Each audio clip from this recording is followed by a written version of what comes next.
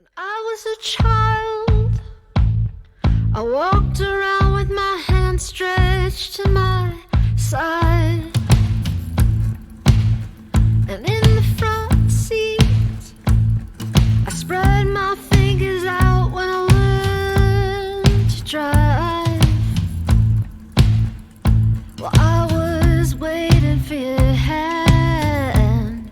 I was waiting for you. Yeah, I was waiting for your hand. I was waiting for you. When I was alone, I watched them slip as they sliced into my skin. At that hospital, where the blood poured over my arms and the light shined in. Well, I was waiting for your hand. I was waiting for you. Yeah, I was waiting for your hand. I was waiting for you.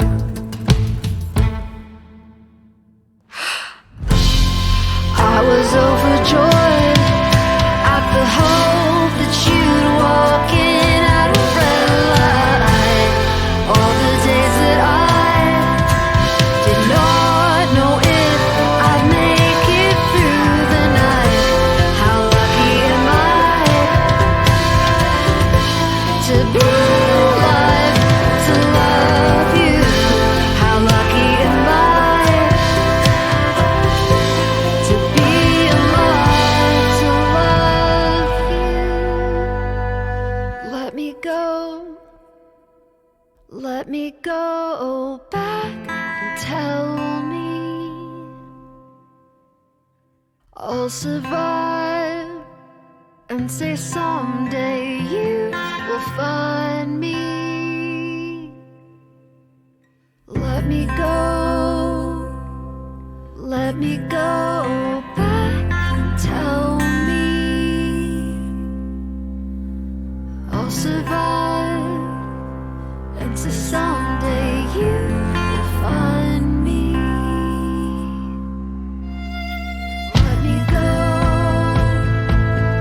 Let me go back and tell me when I was a child. Let me go back and tell me when I was a child. Let me go back and tell me when I was a child. Let me go back and tell me I was overjoyed at the hope that you'd walk in at a red light. All the days that I did not know if I'd make it through the night. How lucky am I to be alive, to love you. How lucky am I to be alive.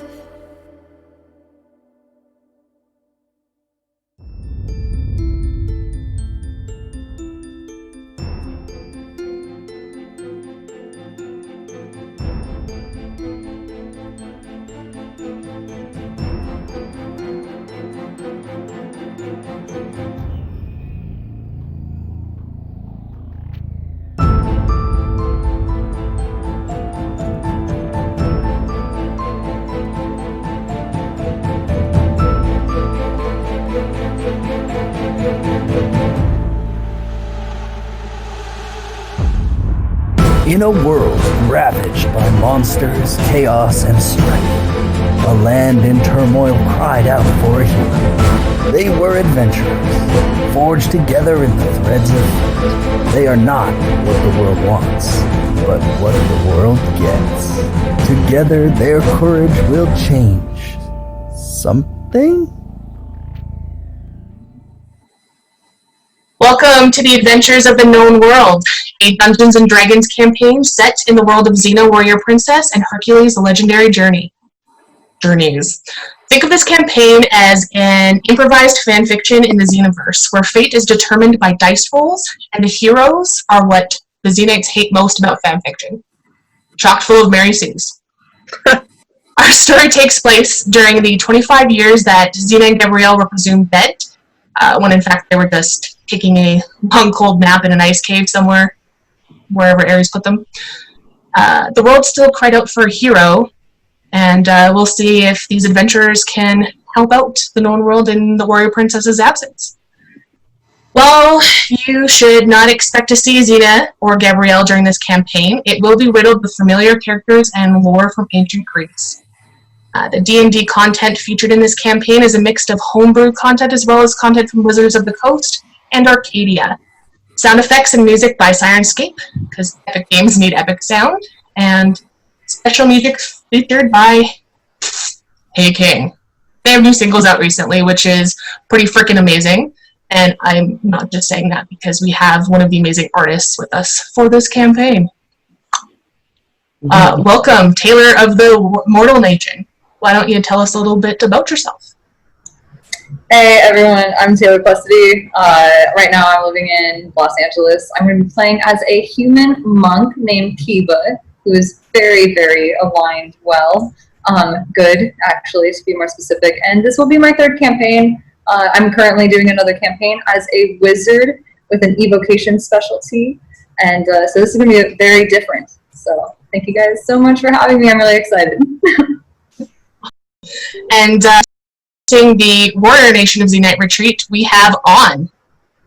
Hi guys, I'm Anne. I'm 27 years old. I'm a Portuguese non-binary person, writer, voice actor in training. Currently I'm in Portugal, but I live in Italy. I've been a Xena fan since 2014, late 2014, and a D&D player and DM since 2018. I'm so excited to smash these two worlds together in a wonderful campaign created by our amazing DM Amanda, and to play a very charming trickster. Alright, and once an Amazon turned cutthroat by ways of seduction, we have Haika. Hey, I'm Haika. I'm 28 years old and I live in Alberta. I've loved Xena since I was a kid, and my older sister would put it on the TV and I saw her kicking ass. I'm new to playing D&D, but I've been watching Critical Role for like a year, so I've seen a lot of it. And this is the first campaign I'll be in, and I'm super excited to get into it. Awesome. Let's stick inside the borders of Canada. Representing the Bards of Xenite Retreat, please welcome Robin. Hey guys, my name's Robin. I'm a 34-year-old accountant from Calgary, Alberta. Hopefully my D&D play is a little more interesting than my job. I'll do my best with that.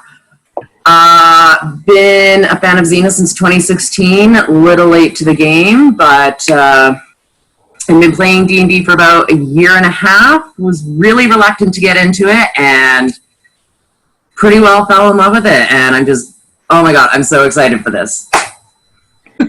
Awesome. We have another kick-ass cutthroat in the house, and it is a pleasure to introduce my partner in crime, Bailey. Hello. I live in Calgary with my awesome wife / DM, Amanda. It's an interesting relationship, to say the least. We play pretty regularly. I'm also relatively new to D&D in the last year and a half, but I play a lot. So I've got a lot of experience. Loved Xena since I was a kid. Never could figure out why I loved the blonde bard so much. And now I know, obviously. So I'm super excited for the content that Amanda's created, and I can't wait to play. Awesome. And with all of these Xenite Retreaters, Team Awesome was kind enough to send us a responsible supervisor with a knack for technology to help make this all come together. Welcome, Leo. Yes, I'm Leo. I'm 21 years old. I've been a fan of Xena since 98, approximately. But I didn't watch the whole series until way later, probably around 2005. That was fun. I'm totally new to D&D, but I'm so excited of my first campaign and to start this amazing adventure provided by our amazing DM, Amanda. All right. I think it's pretty clear that I'm Amanda, and I am the dungeon master for this campaign. I am a nurse by day, DM and player by night, and dice maker in between. I've been a Xena fan since 1995. I was 7 years old when I started watching with my grandma, and I've been playing D&D for about 7 years. I DM one other campaign that runs weekly, and it just celebrated its first year anniversary. And I am very excited to be on this adventure and can't wait to run all you guys through the gauntlet. It'll be a lot of fun. All right, we're ready. Oh my goodness. All right, jumping into the first session. Many, many, many years ago, a mighty dragon named Python lived within Mount Parnassus in Greece. The dragon had the power of prophecy and saw his own destruction would come at the hands of the son of Leto.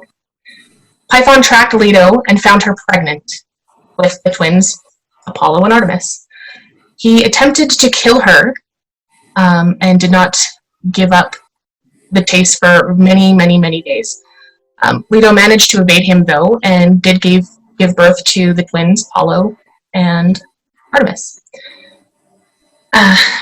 Being gods, the twins were born pretty much full-grown, and 4 days after Apollo's birth, he found Python at Mount Parnassus, and he slayed him. And in doing so, he gained the dragon's prophetic abilities. Apollo then looked out from Mount Parnassus to the ocean and saw a small fleet of merchant ships. He dove into the sea and took the shape of a dolphin. He swam to the ships and emerged from the water in his dolphin form. The people, they were absolutely shocked and in awe and pretty much feared him because, like, who wouldn't fear this gigantic freaking dolphin just jumping out of the water onto a ship? Like, that's ridiculous. The dolphin, seeing their fear, jumped back into the ocean and decided to pull the ships all the way back to shore. Apollo emerged from the sea and changed from his dolphin form into his godly form, and he spoke to the merchants on the ship, informing them that he was Apollo, son of Zeus and Leto, and he ruled over the sun and prophecies, among other Apollo-ish things. He described his battle with the dragon Python, and to celebrate his greatness, the merchants would build a temple to honor him, and the descendants would keep the city around it. When the temple was completed, Apollo placed a tripod, and he would choose a virgin from each generation to sit upon this tripod and use his gift of prophecy to bless and guide those who would visit the city. The virgin was given the name Pythia, and people from all over the known world would travel there to ask one question in their lifetime. Because of the job of the Pythia is so taxing on the mind and body, priests of Apollo would support her by interpreting her words, minding the traditions and sacrifices so that the Pythia could keep focus on her connection to Apollo. While Delphi was ruled by an archon, the Pythia was the most important sacred person to the city, and many of the traditions and activities were in honor of her, including the Pythian Games that would take place in the city every 4 years, alternating the 2 years between the Olympics.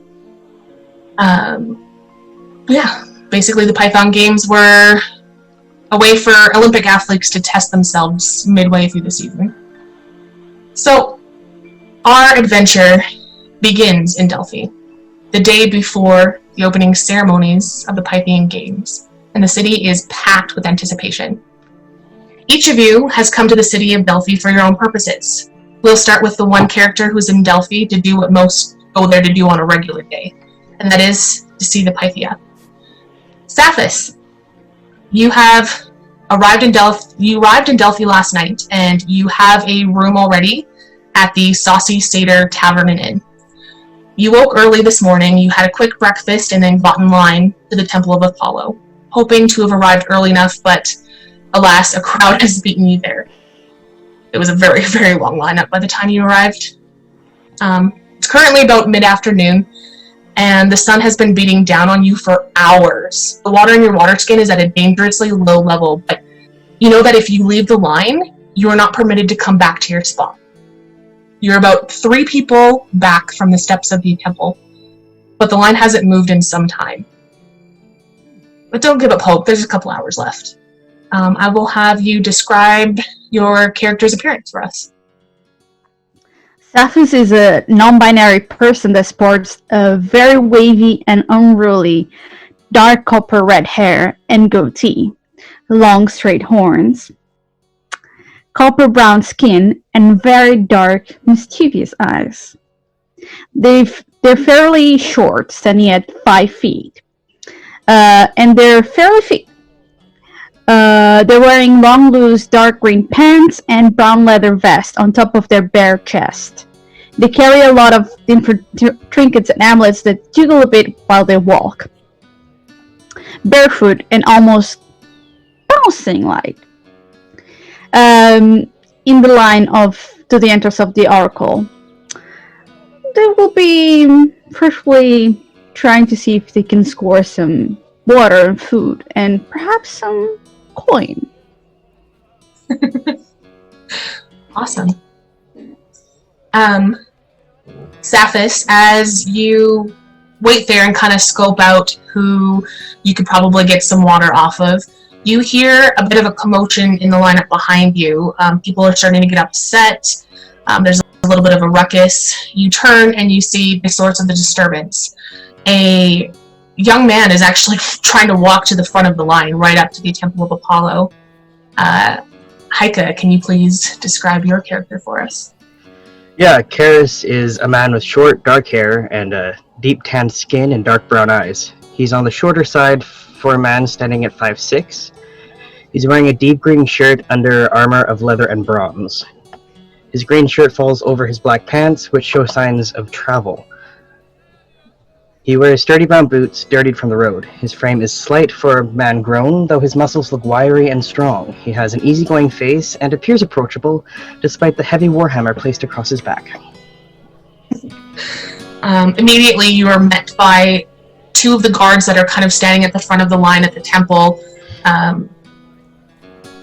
They pull their weapons out immediately. Halt! There's a process here. You cannot come past. Hi, yeah, sorry, I'm not here to speak to the Oracle, exactly. I'm looking for, what is it, Podites? Are they here? They look at each other for a moment, and they say, no, he's on the night shift. He's probably at home with his family right now. Yeah, okay. Are you sure? Night shift? Okay, cool. Pretty positive. Alright, I'll just go back then, I guess. You do that. Yeah, Is he near me? Yes, he's quite near you. You're about 3 people back in line, so you're just seeing everything. Does he have, like, a water skin that I can see? Garis, do you have a water skin in your inventory that you can see? Yeah, I do. I try and knack it. Awesome. Roll me a sleight of hand against Karis's passive perception. I don't think that will do it. Wait, sleight of hand.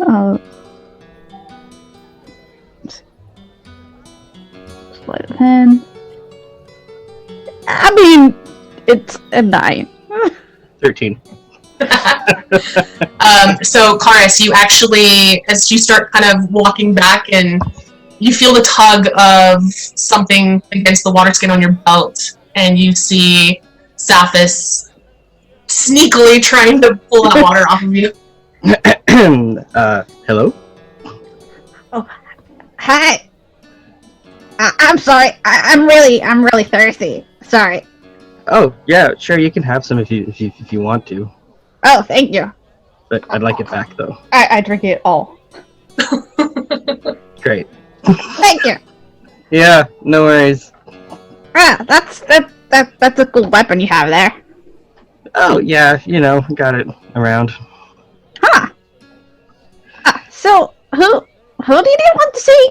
Wait, what are you here for if not for the Oracle? Oh, I just got some information I'm looking for. I'm looking to get it out of someone. Information? I can get you information. Can you? Yeah, sure. You don't even know what I'm looking for. Hey, whatever you want, I can get it. Can you? Yeah. So you can find out more about this Hidites person I'm looking for. Right. Sure. Walk around. For a fee, of course. Oh, yeah, the water wasn't enough? My service costs a little bit, young man. Well, I'm afraid you're out of luck. I don't have a lot of coin to offer. I'm sorry then. This person has to eat. Oh, fair enough. Adieu What are you here and for? good luck. Well, I'm here for the Oracle, of course. Well, of course. What specifically from the Oracle? Well, that's between the Oracle and me. Oh, I see. What's your name? Saphus. And you? Paris. Ah, nice to meet you, Garrus. Yeah, you too. I think. It's always nice to meet me. Come on.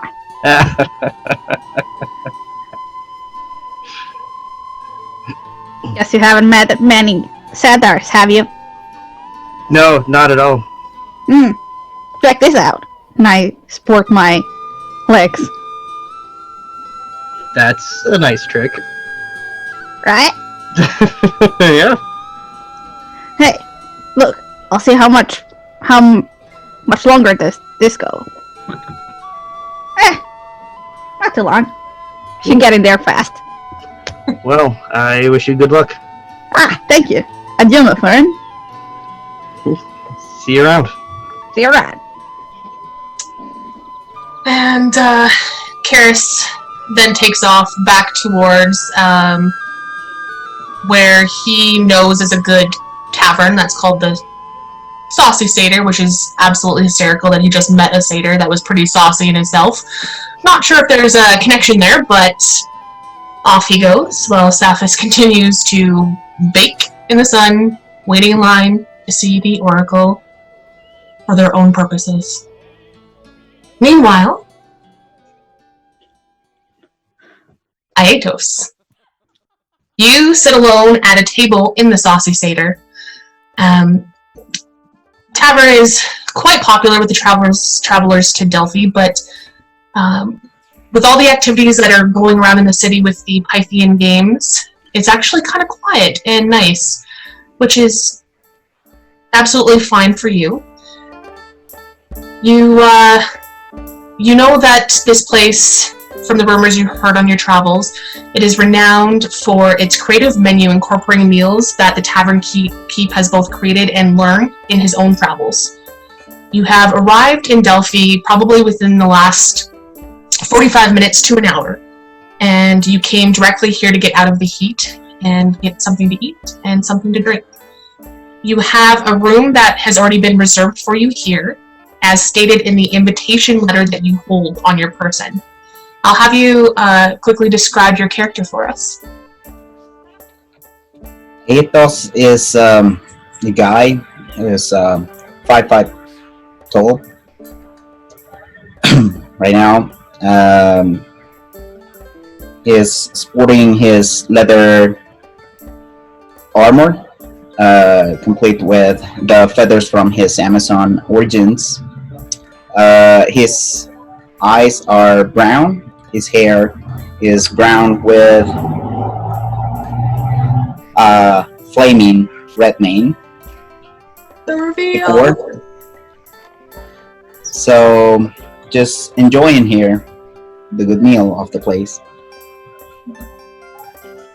Awesome.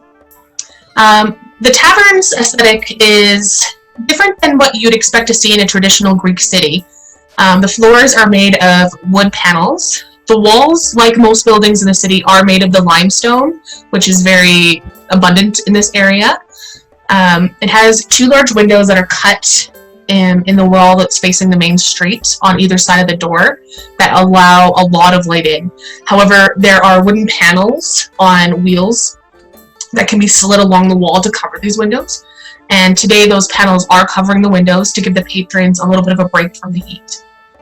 As you're sitting at the simple wood table in the middle of the room, eating your meal and waiting for a refill of the drink that you ordered, you see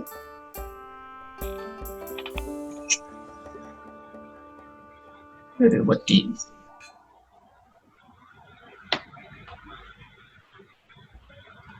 Music. I just completely lost where I was going. Yeah, you see that there's a bar kind of with stools in front, and behind the bar you see shelves of bottles, mostly wine, a couple other things that you just can't really tell yet. I'm sure if you went closer you probably can see what are in those bottles, probably alcohol. You also see a large keg with a spout, no doubt containing some sort of ale, and you see the tavern keep, Quintus, arranging his workspace a little bit. And Quintus, who we've met already, did get your room, is a very welcoming and pleasant man. He looks to be in his early 30s, but from the short conversation that you had with him when you arrived, you got the impression that he is wise beyond his years, and just very, very well traveled. He has olive skin, long black hair that's pulled into a high pony, and he has a feather earring hanging down probably about 3 to 4 inches. His trousers are well fitted, and his tunic is tucked into them and held in place with a belt, and he wears a vest over his tunic that has pockets sewn in. You can see the bulge of items in his pockets, but you're not sure what's contained in them. And to the right of the bar is a small elevated stage and an open floor, perhaps used for performances or dancing. And to the left of the bar is a wooden door where the smell of fresh bread emits from. Kitchen, no doubt. As your eyes continue to the left, there is a staircase made of the same limestone that leads upwards to the 3 floors of rooms above. This is a very large inn. You've already been up to the first floor to drop your belongings in your suite. And like I said, despite the city being packed with tourists outside, and despite how hot it is, the tavern is very quiet at this time. Out of the 11 other tables around yours, there's only 1 other table that is occupied at this time, and it's by a small family that's finishing their meal. A few moments later, you do see 2 figures in cloaks with their hoods up, which is a little odd considering the heat, enter the tavern and approach Quintus. They have a short conversation with him, and you see one of them slide coins across the bar to him. You see the tavern keep smile welcomely and give them a key to a room. And I'll have Bailey and, sorry, not Bailey, Ortigan and Driana describe their characters as they remove their cloaks. Go ahead. Okay, well, as Driana removes her cloak, you'll see she's very tall, about 6'1", with a really sort of slim, willowy build. Her skin is like unnaturally pale. She has waist-length dark hair. She's wearing black leather pants with knee-high black boots and sort of a fitted bodice of red armor. And probably the most noticeable thing about her is her eyes are bright yellow.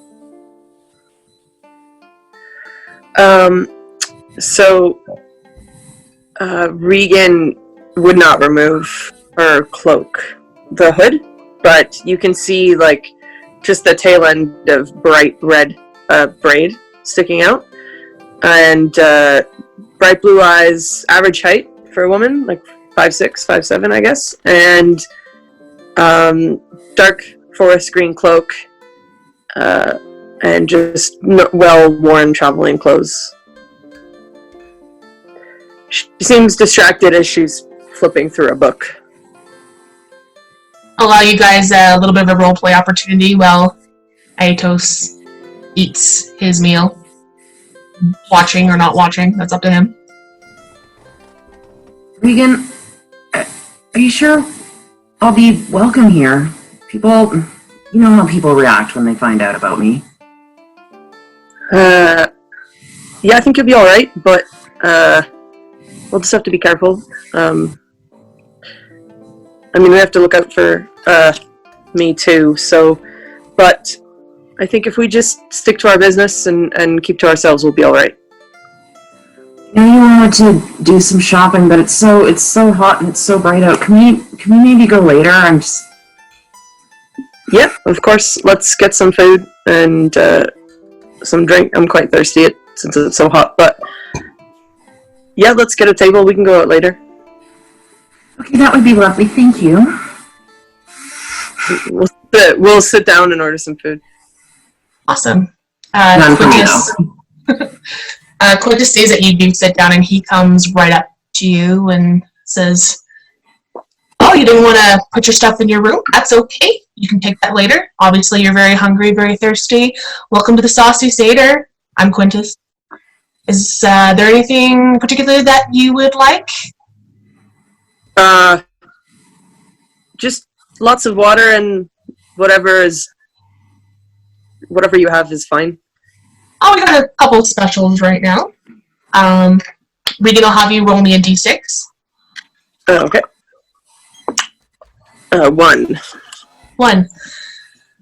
We have a hearty beef stew, or if you are looking for something a little bit more interesting for an extra couple coin, I can get you one of my new recipes. It's a dish that I picked up from India.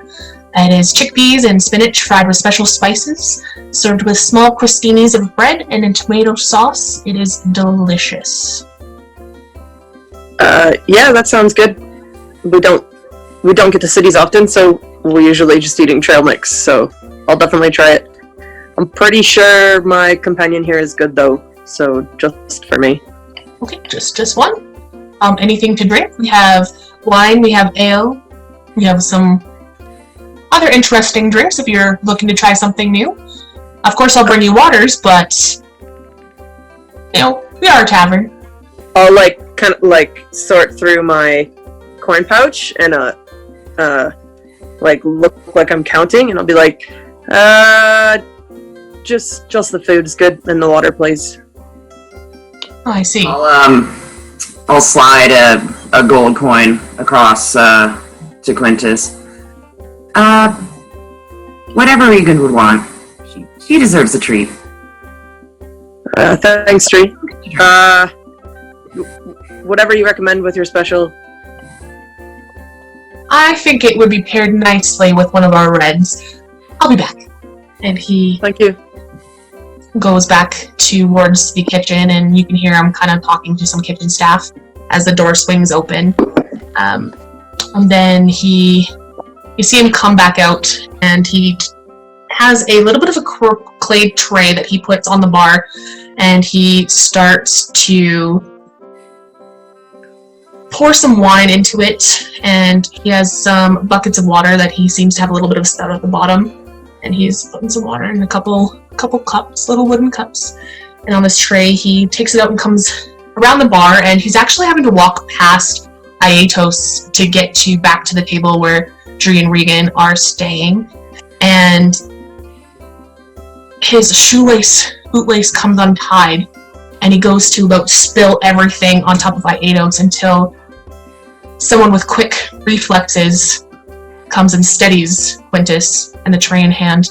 Almost didn't even see this person until they were already there to save you, Aetos. And I'll have Taylor introduce her character. So, I am Kiva. I am a human monk.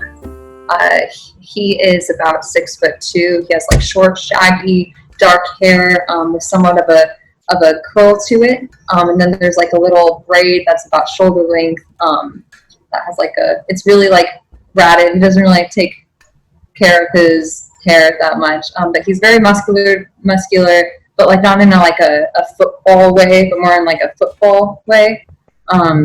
He has like these eyes of like a silverish gray, but very bright, so like not like a dark demeanor at all. And he's going to be wearing some traditional robes, like monk robes that are like lightish tan with like large accents of like the saffron orange color, with like these flowy, what are they called? Samugi pants, like the Buddhist monk pants that like have a little like indent where the ankle lies, but like they're pretty like baggy and comfortable everywhere else. And he carries a like shoulder bag satchel made of like strong cloth. Yeah, and that like resides on like the left bottom of his back. Yeah, he's very charming. He is usually never not smiling. He finds all like whenever he looks at someone, it's just like, you are so good. Like I can feel the universe within like you. So I'm looking at people with wonder. Awesome. Quintus laughs nervously as he looks up at Kiba. Says, "Oh dear, I'm so sorry. Clumsy, a little nervous considering all the people that are going to be staying here tonight. I didn't even see you there. Thank you." Oh, you are absolutely fine. Everyone has the right to take up as much space as they physically need. Very insightful. Where are you from? I am from here, actually, originally, but I grew up mostly in Chin. Ah, Chin, I've been there.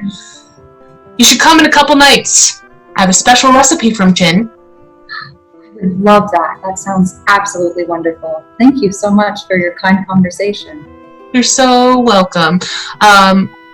Aidos, here you go. Here's the drink that I promised the refill of. Sorry, what did you say your name was? Kiba. Kiba. Were you looking for a room, a table, food? Food would be wonderful. Awesome. Well, there's a seat right here next to our flame keeper of the Pythian Games. We're very excited to have him here. Why don't you two sit down and get acquainted? I feel like you might be good friends. I would love that. I'd take a seat by this person that I should be acquainted with. What's it, Kiba? Hi, what brings you here? Are you interested in the Pythian Games? Yeah, actually, I came for the games. I'll be helping with the torch, taking the honor, and I'll be participating as well. You're participating? That's incredible. In what events? That was the plan. Then. What? In the what?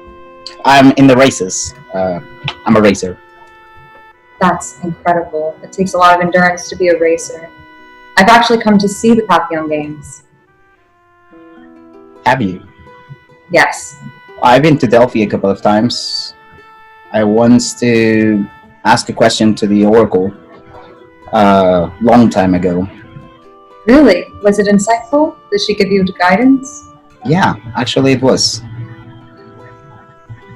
Hey, thank you for the save, by the way. I will be soaked and uncomfortable as hell if it was not for you.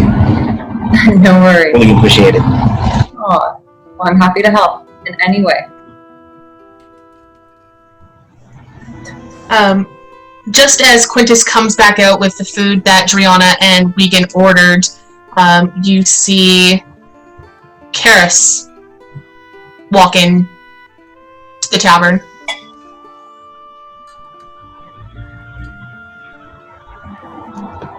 Yeah, okay. I walk up to the counter to see if I can get a room. Oh, here we go. Now we're starting to get a crowd. Are you looking for a room, food, drink? All of the above would be fantastic. All right, let's get you squared away with the room first. I fear that we have a lot, but as people are starting to come, we want to make sure that everyone's squared away once they're here. Fair enough. It is...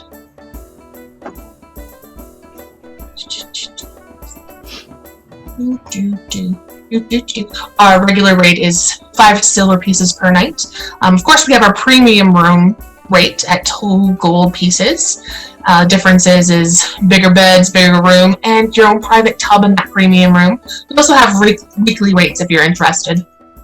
The regular would be just fine. Very well. And he passes you a key. Thank you. What's on the menu for this evening? We have a hearty beef stew, and if you're looking to try something a little bit different, we have chickpeas that are fried up with some spinach and some special spices from India, and served with small crostinis of bread and in a tomato sauce. It is quite delightful. That does sound quite interesting, but I'll stick with the stew, thank you. Not a problem. Anything to drink for you? An ale would be fantastic. An ale. Not a problem. Are you here alone? Yes. Oh, not anymore. Pick one of the tables that someone's sitting at. We're we're friendly friend here. We encourage people, get to know each other, a little bit of a community. That's how you learn stories and learn new things.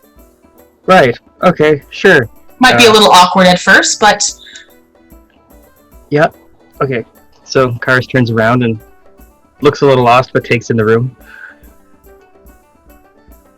And goes and sits with Drown and Regan.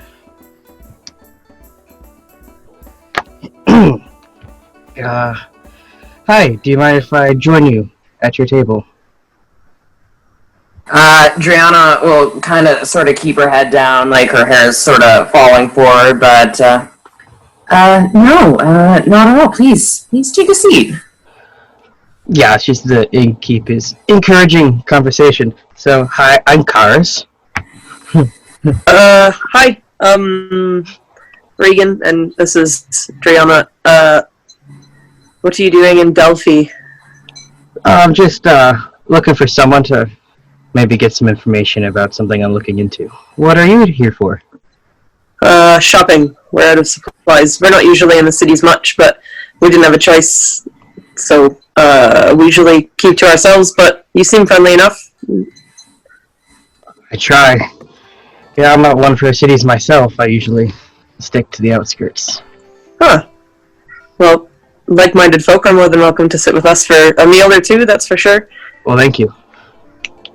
Yes, I do get the sense of a kindred spirit with you. You do seem quite lovely, actually. Well, thank you. I appreciate that.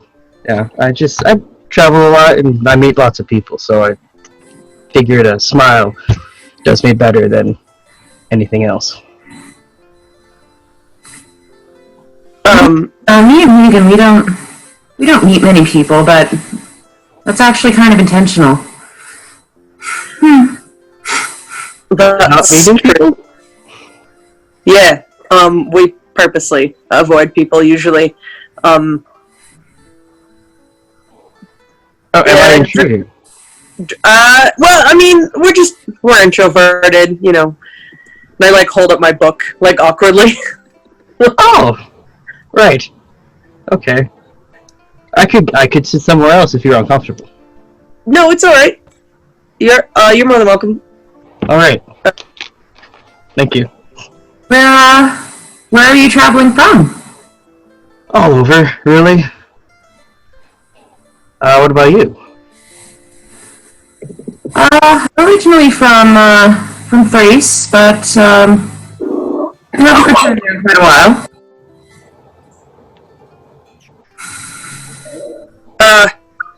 I'll try and tuck my hair back into my hood and my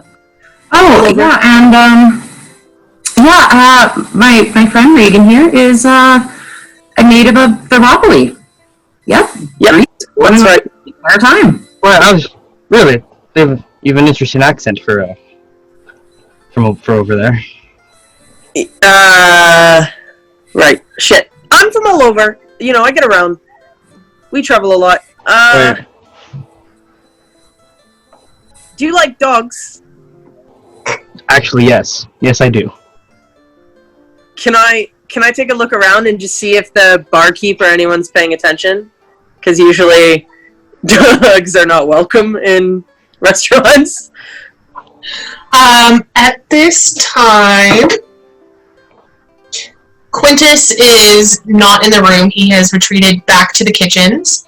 That would be up to Kiba and Iados. Are you guys pretty much focused on each other, or are you guys a little bit eavesdropping on the table kind of across the room? Oh, you're on mute. There you go. A little bit of both, since I'm always like aware of my surroundings, but at the same time focus on the person I'm talking to. Alright. Agreed, me too. Very keen in sense. Awesome. So Bailey, if you wanted to roll me a perception to see if they're paying attention. Okay.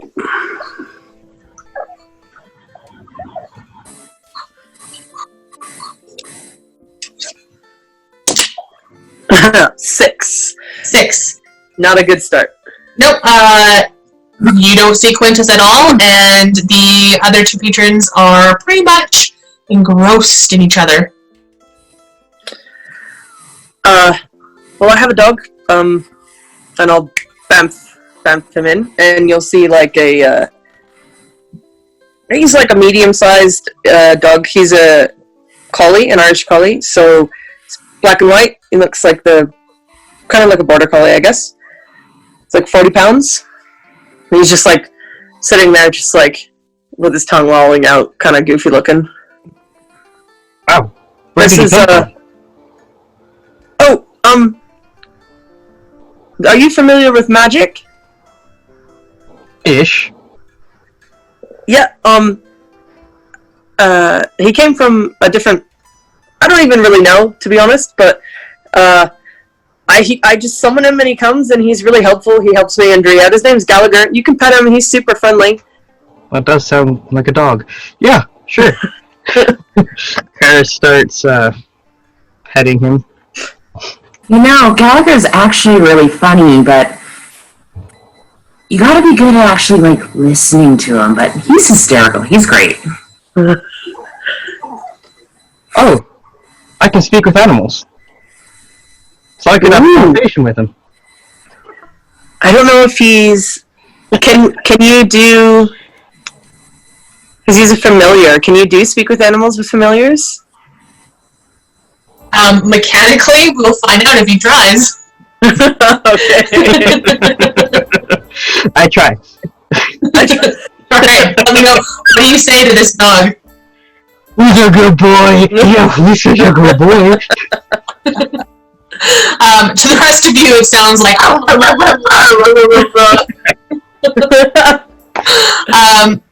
At that point, I mean, dogs are pretty good at inflections. I'm not sure really how Gallagher would react to that. Oh, he would totally love it. He would, whether he understands it or not. Who the fuck knows? He would just like soak up the affection and give him like a big kiss. Oh, he likes you. He's a real great dog. Thanks. And he'll kind of, Gallagher will kind of go and like sit next to Dree and lean up, like just kind of like lean against her with his head on her lap. And just kind of relax. Hopefully we don't get in trouble, but he's well behaved. I'm pretty sure it'll be all right. It's no wonder that he likes you. I mean, he even likes me, and he's the only animal I've ever actually seen do that. Well, why? I guess she'll tilt her head up finally and look you straight in the eye and gold eyes, and she'll flash a bit of a smile. You might be able to see some of the, extended canines. Because of what I am. I'm sorry if that's disturbing for you. It's natural. It's okay if it is. No, I'm good. I've seen some shit. Cars, I'll have you roll let's go with a religion or a history check, whatever. I'll let you decide which one you want to do there. Well, they both suck. Okay. Where are we? Okay. 11. 11. No, you're good. She's got weird things and weird eyes. Not something you've seen before, but you've seen some shit. A few minutes later, the door opens, and Saphis, you were next in line, and then the guards had delivered you the news that the oracle was done for the day, and invited everyone in line to come back tomorrow in the morning, because she has stuff to do with the Pythian Games in the afternoon, and try your luck again. So you have retreated back to where you have a room already at the Saucy Satyr. Probably to get something to eat and drink, because, let's face it, Artis's water skin probably didn't do the whole trick.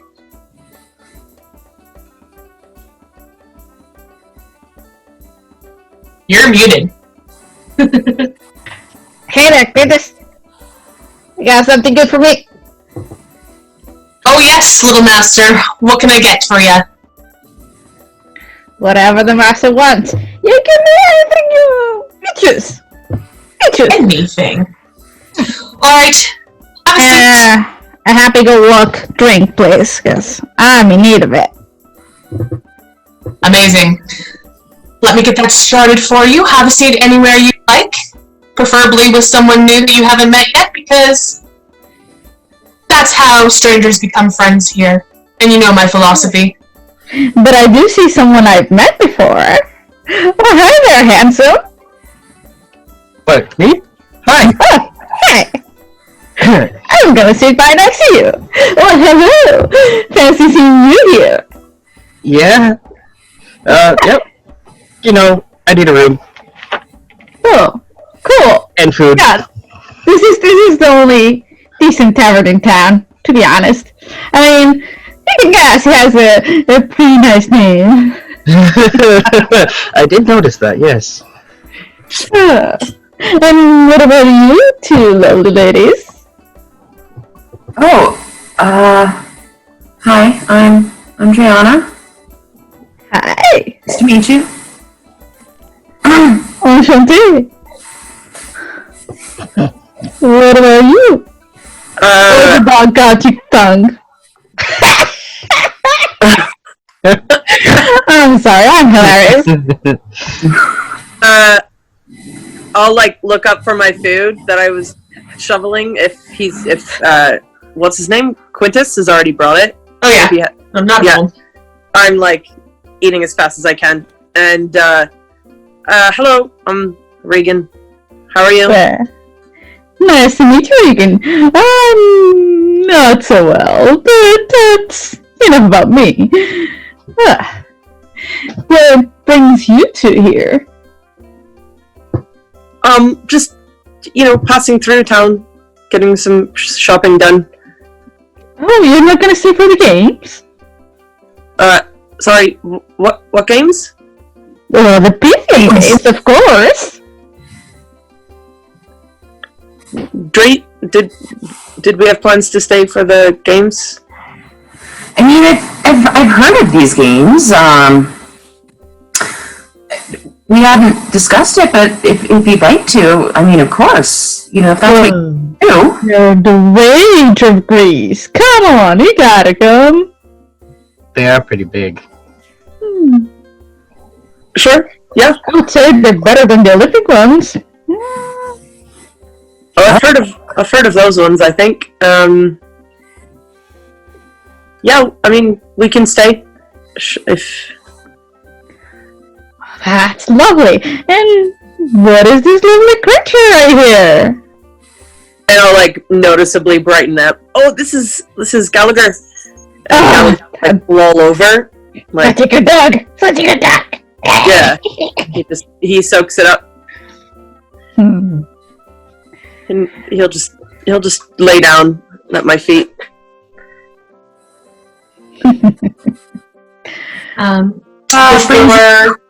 Sorry. Sorry? I was gonna say, so, did you actually give us your name? Oh, no. You have a keen eye. I'm Seth. And, what brings you to Delphi? Well, what brings anyone to Delphi? Shopping. Oh, no. Oh, Yeah. no, honey. No. You come to the Delphi either for the PC games, or, better yet, the Oracle. Oh. No, I don't think you really want to do that. Why would I not want to do that, dear? Well, prophecies are very tricky, very dangerous things. Did you get Hmm? Saphis, did you, were able to see her? Unfortunately, no. She's closed her business today. Oh, that's unfortunate. I'm sorry. Consider yourself lucky. See, everything in life is dangerous, but you need a little bit dangerous, a little bit of pizzazz in your life. Otherwise, what's the point? I suppose it does make for a good story. That is true, and I do like a good story. Perhaps I'll tell you one day. I would love that. Perhaps over a lovely glass of wine? Oh, I don't drink. Oh. Snapping notes over here. Can I just take a look around the bar? Aside from the two athletic-looking folks seated at the table, is there anyone else in the bar? Not at this time, no. Quintus is kind of coming in and out, doing stuff behind his little bar area, and then heading back to the kitchen. He seems rather pleased when he does come out that people are talking to each other. But no, there's no one coming in quite yet. And what about those two lovely gentlemen? They look mighty fine. Oh, like, look, she's pointing at Eros and Kiba, I'm assuming. Yeah.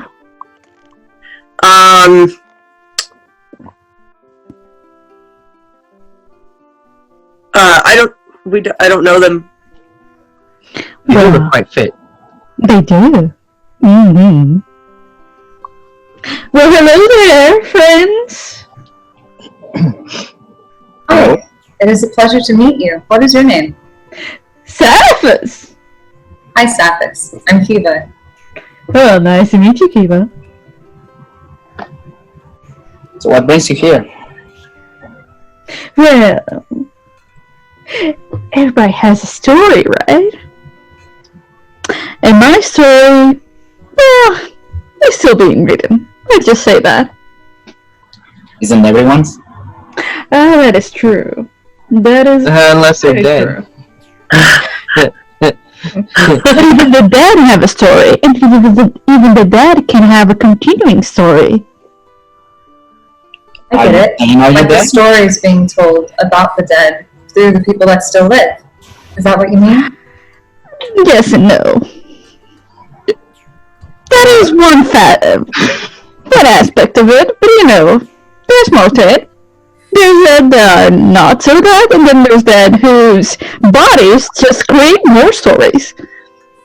Their bodies. I think you have a fascinating mind, Saphis. It is very nice to meet you. Well, thank you so much. Nice to meet you. Oh. I don't feel like I can trust you with any story anyway. We've only just met. Well, I get this vibe from him. It's just I not- see that there is good in both of you. And thanks so much for coming up to us. Have you gotten something to eat or drink? Oh yes, Quintus is bringing me my wonderful food as usual. That's And wonderful. at that point, you hear the sound of dishes crashing and two feminine shrieks come from the kitchen. Kiba rushes over to the kitchen to see if he can be of any assistance. Karis does as well. I hop to the kitchen. I follow Kiva. I like literally hop the counter.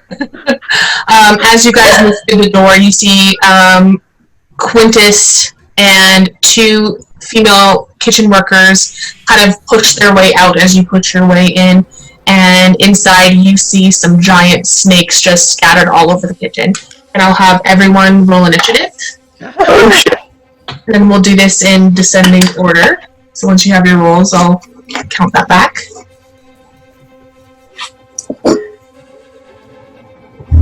Oh, initiative is plus dexterity, right? Oh, plus 3. Yeah.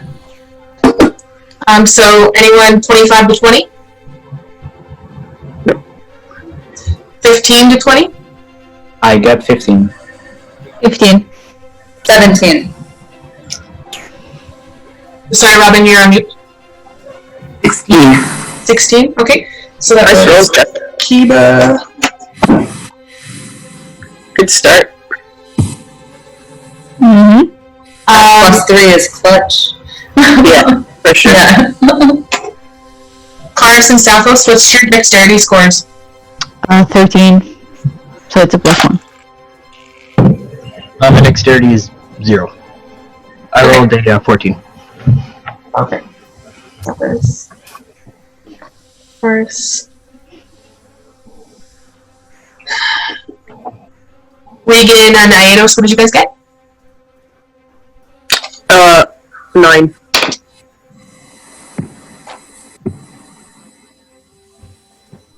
And Aedos, sorry? Mine? 15. That's right. You're pretty dexy. Actually, might be more dexy than Yeah, probably. you are.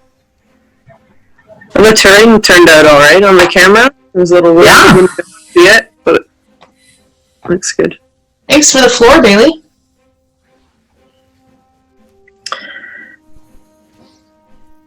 And all everything else. But the floor I just did today.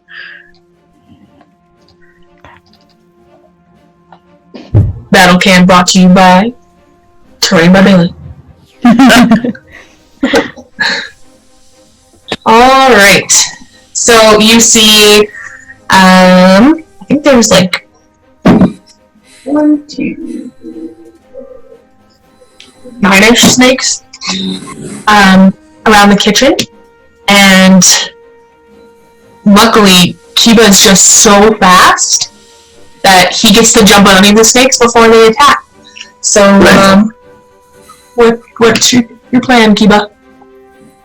Kiba looks around and sees that there's many snakes surrounding, but he doesn't initiatively know, and like, you know, I don't really understand if they're good or bad or if they really, really mean harm. So I'm just going to ready an unarmed strike and hold it, because I don't know if these snakes are evil or good or you know, worth dying. What is your trigger to unleash this unarmed strike? Just If the snake attacks one of the people that I just met, or any of the 2 women that were in the kitchen. Defensive only. fair enough, because you are a good person. The best kind of person. Lawful good, let's try this. Like, You got I guess. I meant, I guess. That's what I meant. Kiba, I guessably, ready's in action. Awesome. Regan, I'm just going to make sure you're at the bottom of the initiative, but Gallagher, if you do use him, just use him on your initiative. Copy. Cool. So that was Kiba's turn. Driana. Where am I on the map? You're at the door, I can put you anywhere. Okay, I'll stride in with my cloak billowing. Are these like normal sized snakes or abnormal snakes? They are pretty big. They're not your little tiny ones. They're probably could swallow a dog, small child, maybe a goat. Alright, I will, upon entering the door, target the one. I will move within 5 feet of whatever one is nearest me. And I will. Hey, you're good right here. Thunderclap. Thunderclap? Okay. I need a Constitution saving throw. Not a problem. I can give you a Constitution saving throw. That is going to be a fail. Okay, so you take 4 thunder damage. 4 thunder damage. And I think that's my turn. You tell me? No, that's my turn. Alright, Atos. They're big, right? Yeah, they're pretty big. Animals. Well, usually I don't like to hurt animals because I prefer the nature. So I go to stand next to Kiva and just take my swords out, but don't strike. Just hold them ready. Just wait. That's right. Until they attack? Well, if they try. Yeah. Sure, not a problem. Immediately as we see Kiva, Aetos, and Driana enter the room, they do start to lash out immediately. First one goes to try to attack Kiva, and then it will all of your stuff will go after. Alright, so let's see if that hits. It probably will. That is a 22 to hit. So 22 to hit? Oh yeah, I got 16. I got 16.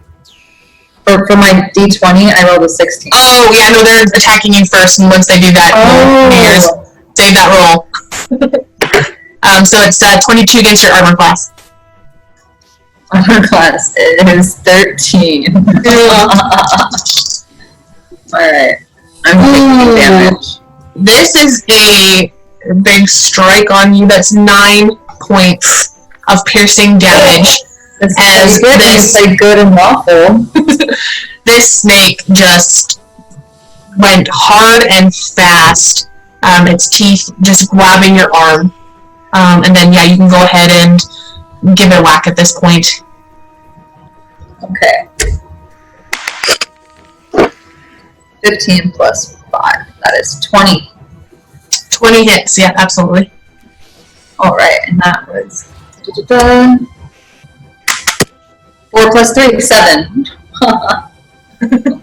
7. I'm so as this snake has a hold of your arm, you just take with your other fist and you just pop it hard in the head, forcing it to let go. And Aetos, you see this immediately, and that would trigger an attack from you if chosen. Pardon? Oh, shh. Oh no! So Aetos has that bow that's completely strung out, and it actually hits one of the barrels across the room, missing the snake that you were aiming for, which was the one that engaged with Kiva. Is it grappling me? Am I taking more damage from a grapple? No, it grappled you for a second, and you were just so fast that as soon as it grabbed you, you just smoked it and it let go. Awesome.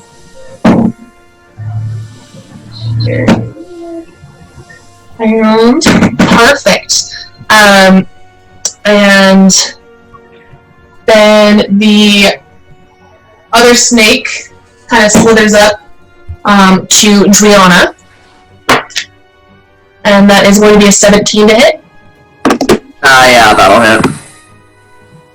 This one kind of snuck up on you a little bit as your thunderclap was aiming at one of them. You kind of caught yourself in the middle of two, and the one goes and grabs at your ankle, delivering about 7 points of piercing damage. Yep. Right to the Achilles heel. Oof. Ouch.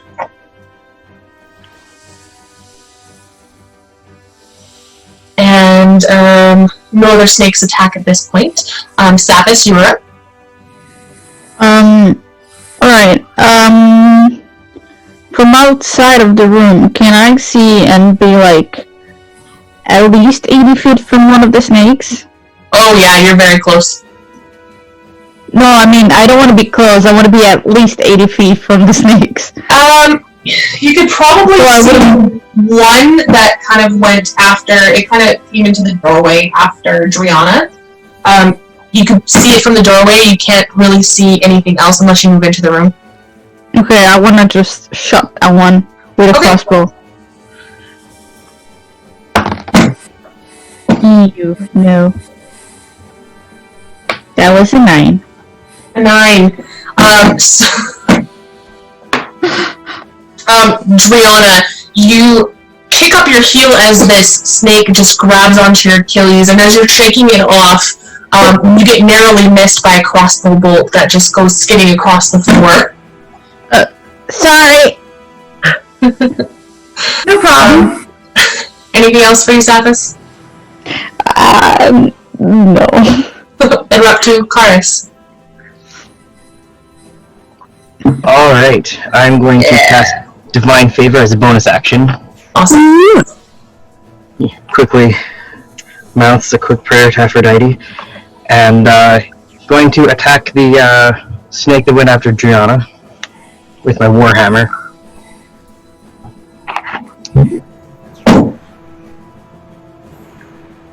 That is... 1 second, sorry.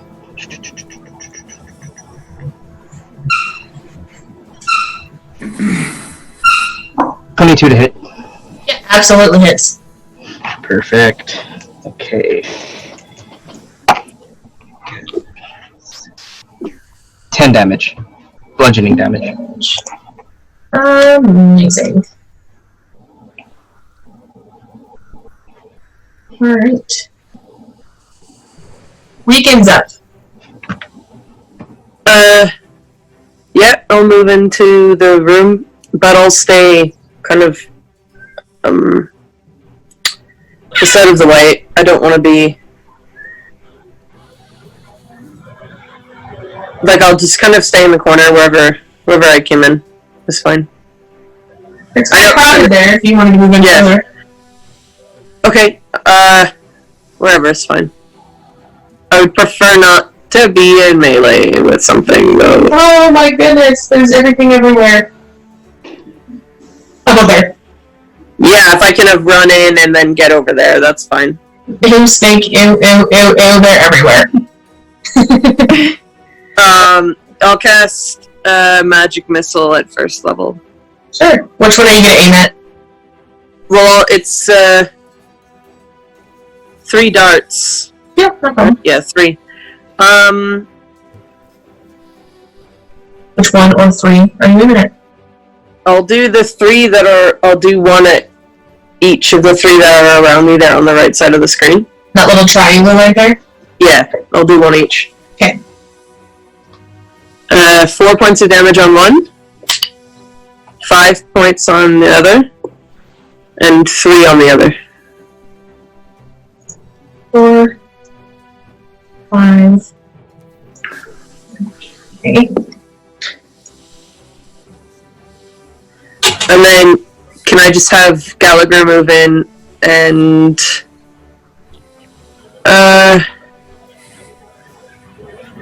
I'll keep him close to Dree for now. Right.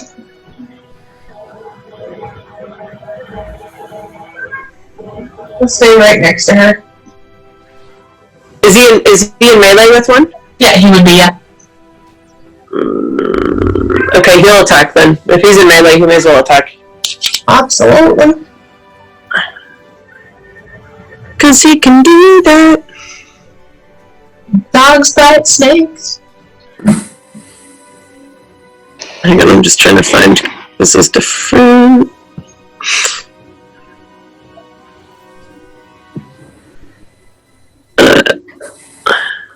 Shit, where is it? There we go. I have a cat attempting to break into my door. Yeah, sorry. 14 to hit. Yeah, 14 hits, absolutely. Snake armor's not that great. Okay, that's just 2 points of piercing damage. That's pretty good. Yeah. Good puppy. Oh boy. Alright. Then it is back up to Kiba. Alright, he is no longer grabbing me, so I'm going to do,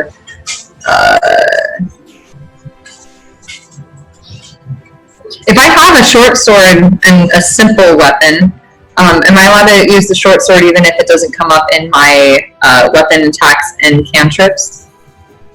Let me just see. Yeah, It's in your equipment and not coming up in your actions. It's possible you just didn't equip it. Oh, that's totally right. Never mind that. I will do a flurry of blows. And I'm going to use a Kai point on top of that. Awesome, not a problem. You will just take your normal hit, and then your bonus action, the flurry of blows with your key point that you're going to spend. So you get your 3 hits, so we'll roll the first. Let's see.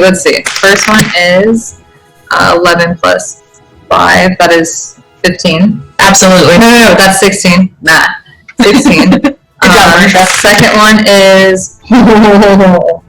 second one does not hit. It's a 6. Okay. If you guys know what I mean. Okay. Yep.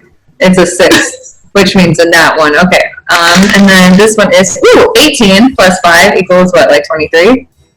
Yeah, no problem. Alright, so now I use my 2 of them hit.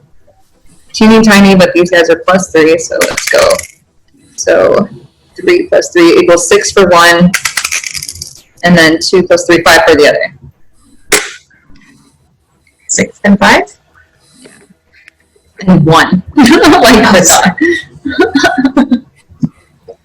Awesome. So you go and land another hit with one fist, and as you come with your other fist, the snake just manages to move just in time, and you just pound that table. Not hard enough to give yourself damage because you are used to being able to pull that punch from your training under your monk guru. And the second punch, though, as you come back with it, you just go ahead and land it very easily, and you do a good amount of damage. It's not quite bloodied yet, but it's looking pretty angry. And then we'll move on to Juliana then, unless you want to do any movement. Nope, got it. Isn't there someone before me? Nope. No. Okay. Aedos was holding in action last time. Oh, right. Sorry. Okay, I'm going to whip around to face the snake. Is the snake still, like, attached to me? No, you've kicked it off.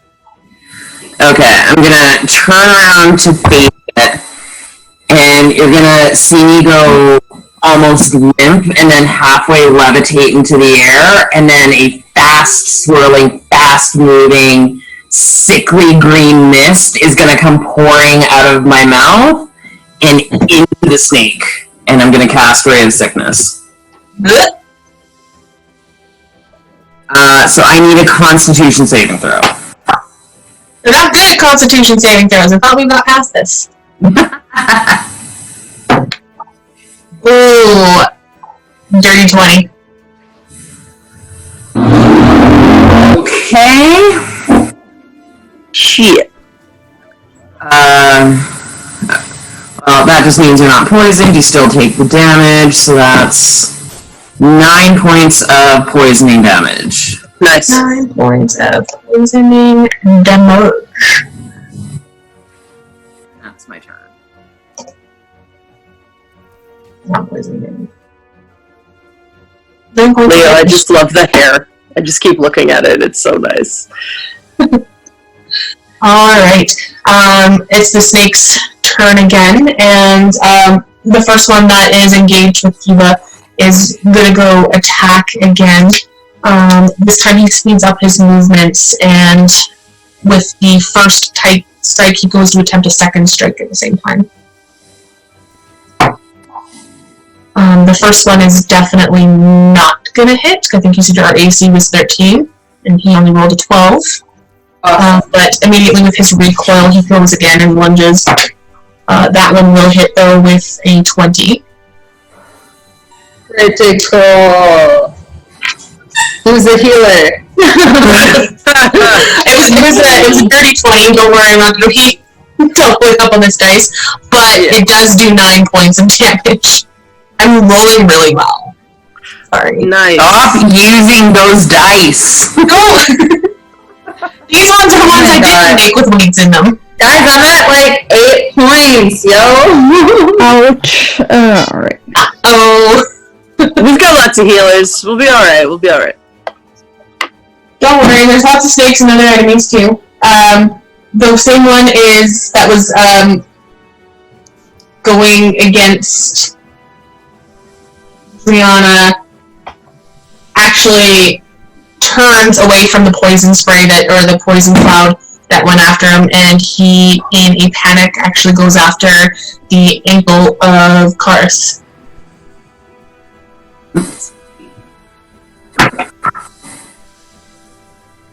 I'm not sure if that's going to be enough with a 14. 16.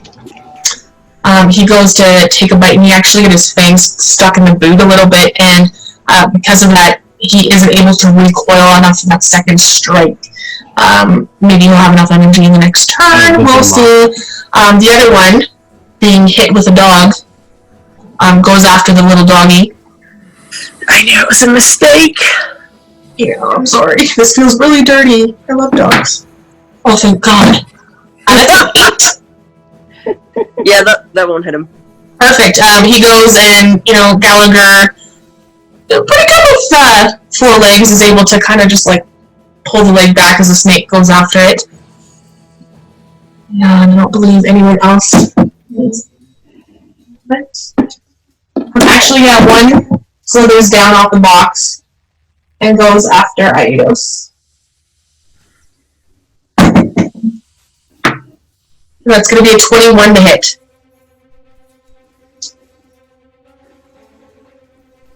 I'm assuming so. That's 8 points of piercing damage. My armor is class 13. Yep, that'll hit. Only 8? Only 8 points of damage to Aidos. No biggie. Not a problem. And then this one behind Regan slithers down. And with that momentum tries to go for 2 attacks. Okay.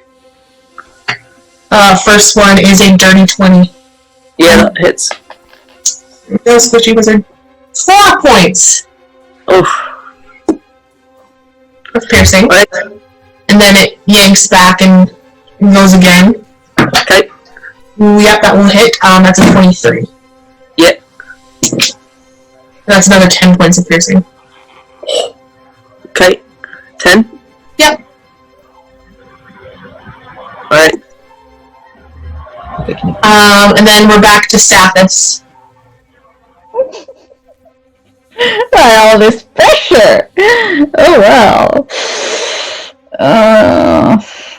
Let's just hope you will make it till the end. And I'm gonna cast Spiritual Weapon. And basically, you're gonna see a kick-ass axe / harp shimmering in the air, and I'm gonna try to kick a snake that is attacking someone. Any snake, I don't care. Did you go for the first one you see in the room, or something out in the open? One that is already attacking, like my my people that I know. Not a problem. I'll have you right at that doorway and go against that little one. Alright, so that's a 17? Yeah, absolutely. Alright, and that's that is not very strong. 5 points of damage. Sorry, how much? 5. 1, 2, 3, 4. And that was your spiritual weapon? Yep. Alright, did you want to do an attack of your own? Am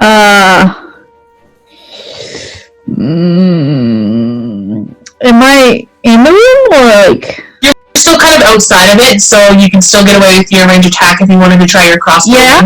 Yeah, absolutely. Hold on, let me get to the actions.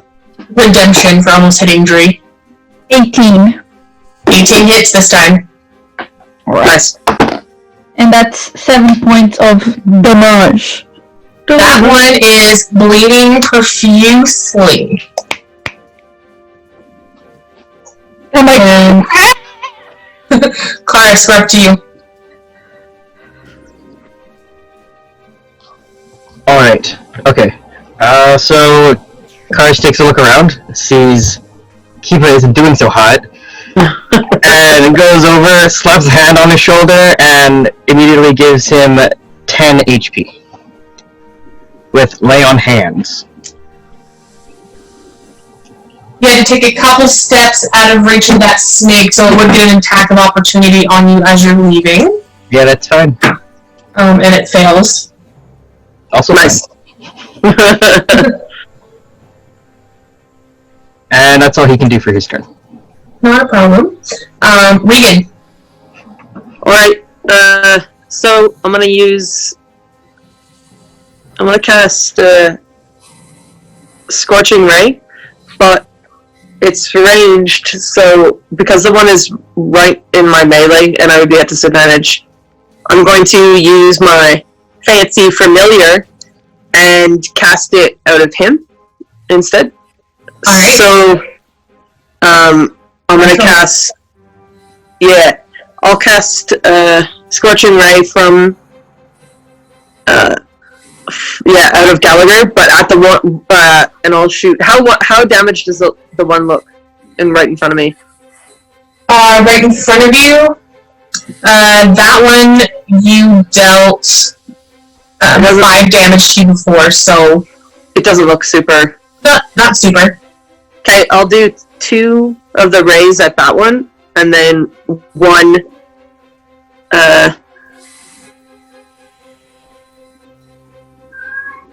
I'll do 1 at the other one that's close to me there, in the middle of the room. This one? Yep. Which one? Yeah, the one you pointed at. And which other one? The one that's right. 2 that are right beside me. I can get 3, yeah. 2 there and 2 there. Yep. Alright, not a problem. Okay. So the first one, for the one that's in front of me, is a 18. That hits, yep. The second one is a 13. That hits as well. Oh, sweet. Okay. 10 points of damage on the first ray. And another 10 points of damage on the second one. It is barely hanging on at that point. Fuck, it's still fucking alive? Jesus, that was 20 points of damage. Alright, and then for the one that's in the middle of the room, I just lost my dice. Nope, that's only a 10. I know, it doesn't hit. Okay. That's okay, the first 2 did. Gallagher's a good boy. Yeah. And it's actually Gallagher's turn at this point then. Gallagher's gonna use his action to disengage and just get out of melee with anything. Alright. Fuck, I just lost that Aphrodite D20 that you made. Oh no. Good thing you have a gazillion other D20s. Well, you use the special Xena one. I have that one too. See? Yeah. The Aphrodite one's my favorite. Oh, I love that DM. Aw.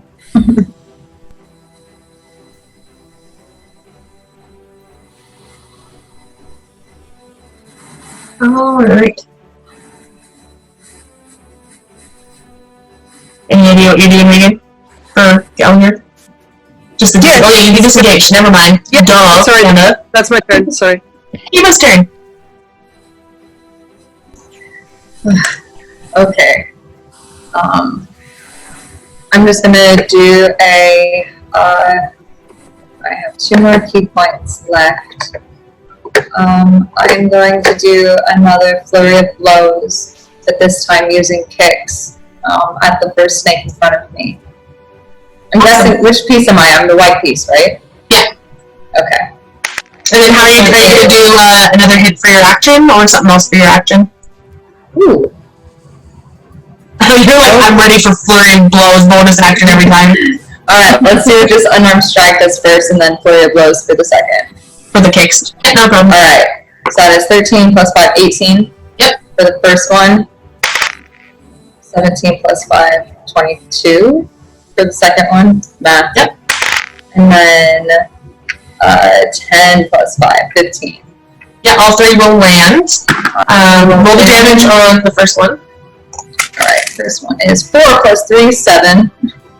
Okay. 2 plus 3, 5.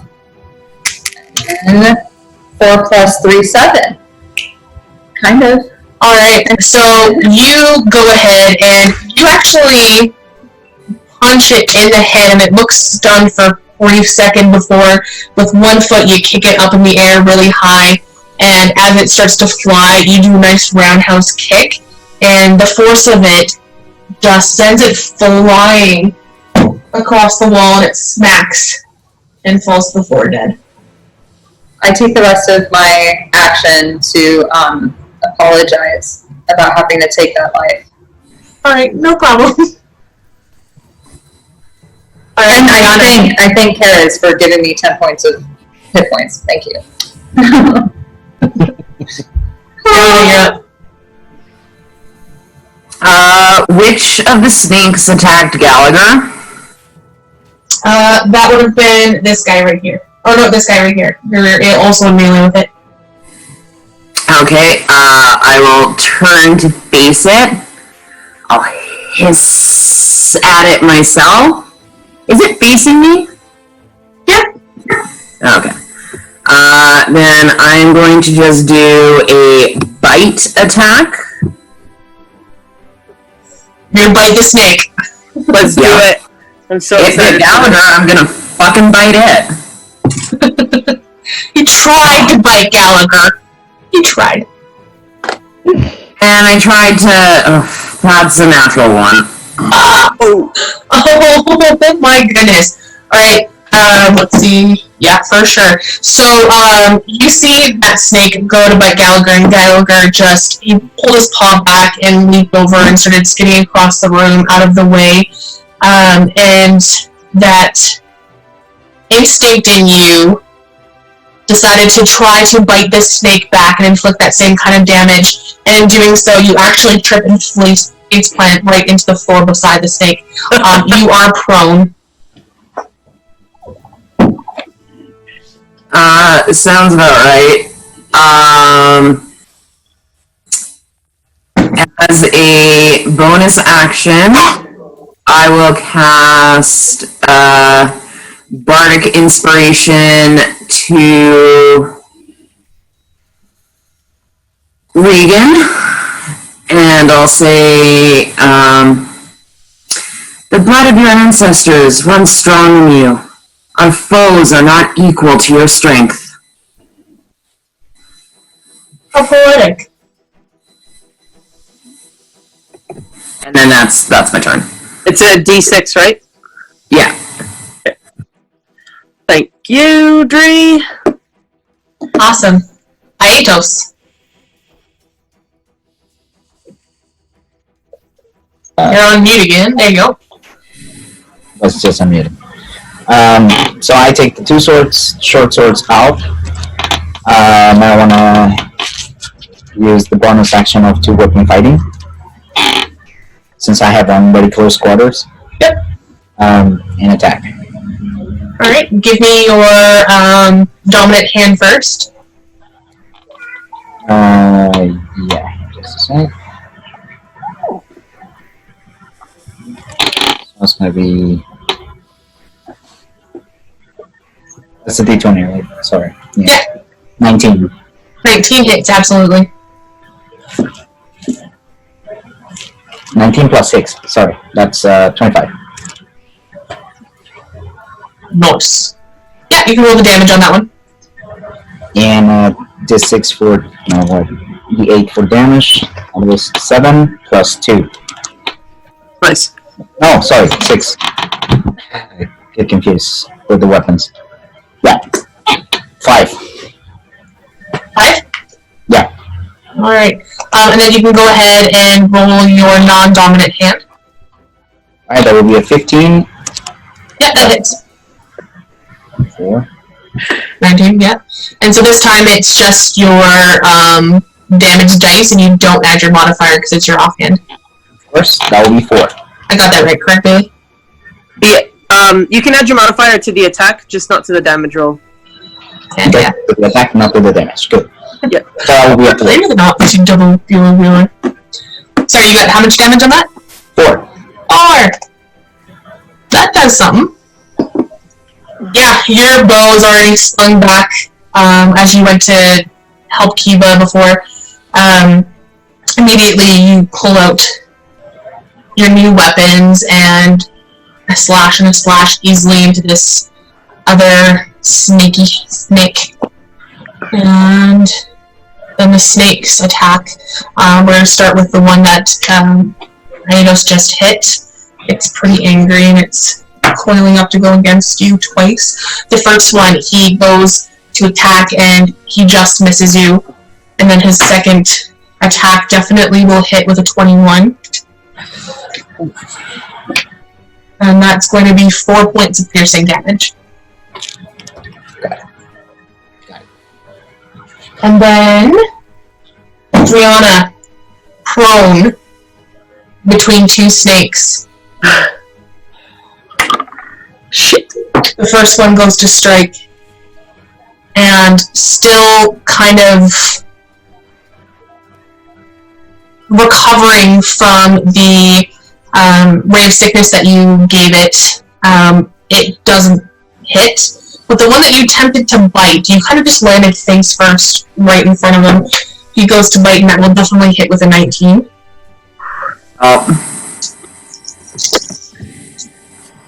For 8 points of piercing damage.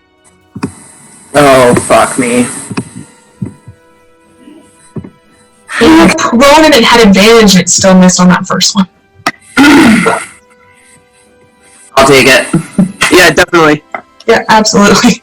Saphis, so you're still not quite in the room. You kind of stayed back a little bit with your crossbow held out. You see Brianna just biff it to the floor. And the snake just immediately goes and attacks her face.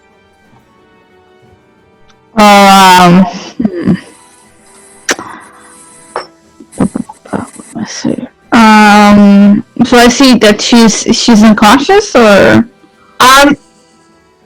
Non-conscious. Not unconscious, but definitely on the floor being attacked and not in a great position.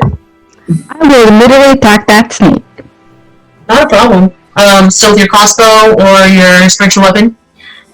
Spiritual weapon. Alright, so that spiritual weapon, it had already been inside the door attacking the one by her feet, but it goes and moves farther in to the one near her face, the one that seems to be posing the most danger to her at this time. So that's 23. 23, absolutely. Your harp axe knows what it's doing. And that's an 8 hit points of damage. 8 points of damage.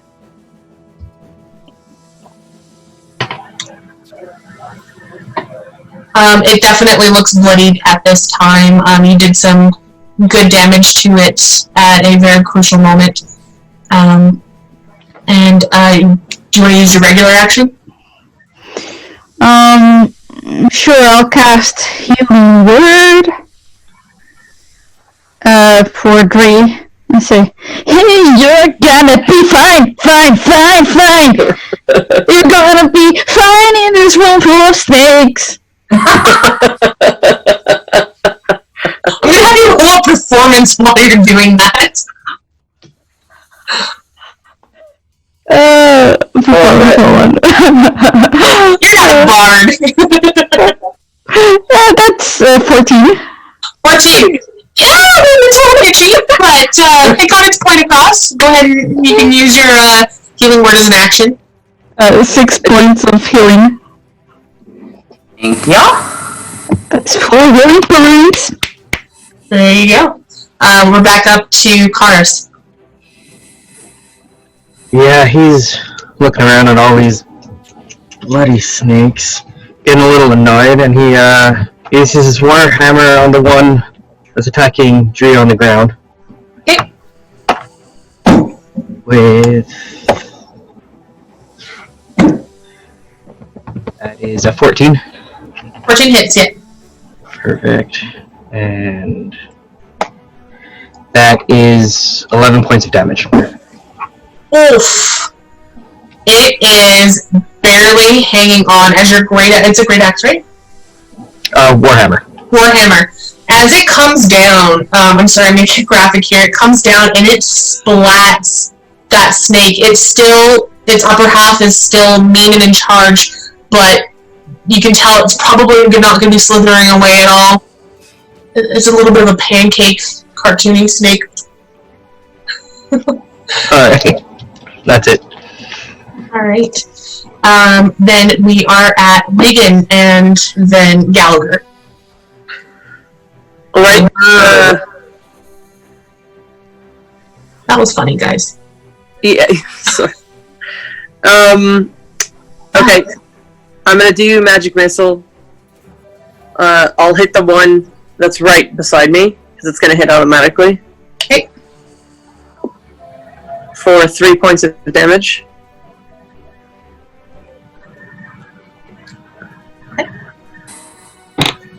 It's barely hanging on. Motherfucker. Okay, I'll send another one at it. Okay. For another 3. And you know what? You can describe how you want to kill this one. Just like the missiles will come kind of like from behind my shoulders. Like one goes, and then there's like a pause to see if it goes down, and then the other one goes, and just kind of like similar to the way it's biting, like with its teeth, like its fangs. It'll come over me like fangs. And then you have one more missile. Where's that one going? I'll send it to the other one that I hit the last time in the middle of the floor in there. Sure. Ooh, max. So 5. Nice. Alright, and Gallagher. Unless you want a bonus action at all. No, I don't have any. I don't think you have any. Can Gallagher get... So the one that I hit is down, right? The one right beside me? Yes, that one is dead. Okay. Can Gallagher get to the other one that I just hit? Yep, not a problem. Okay, yeah. I'll send him over there and get him to bite him. Sure. For an 17 to hit. Yep, absolutely. And 2 points of damage. 2 points of damage. Yeah, Gallagher goes ahead and he actually draws blood from this snake. Okay, that's his turn. Heba. Looking around, I see 2 snakes, one on either side of me, and I am going to just strike one of them, the one that's directly, if you're looking at the camera, to my left, in front of the red cape. I think that is Kara's. Yeah. Awesome. I'm just going to do an unarmed strike. Let's see. It's a 16 plus 5, 21. 21, absolutely. And you can describe how this one dies. I didn't even roll damage yet. If you roll higher than a 1, you're good. Yep, 2 plus 3, so that is a 5. I leap up into the air, and my little rat's vest is just like flying about. And then I do one front flip, and I come down with a heel, and it splatters its face to the point where its fangs actually pop out of its 2 lips, and like stick into the wood, and then his head is completely down. Right after that, I just like kneel by it, and I say, "I'm sorry. I'm so sorry." Taylor gives a graphic description and Kiba apologizes. I love it. And then turn. Triana. Okay, I will use half my movement to get up. Okay.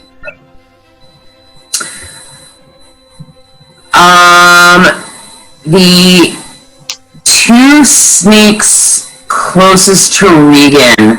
Is there a place I can center my spell? It's a 10-foot radius where they are in it and Regan is not, where both of them are? Yeah. You could probably just center it kind of like right here. Okay. Alright.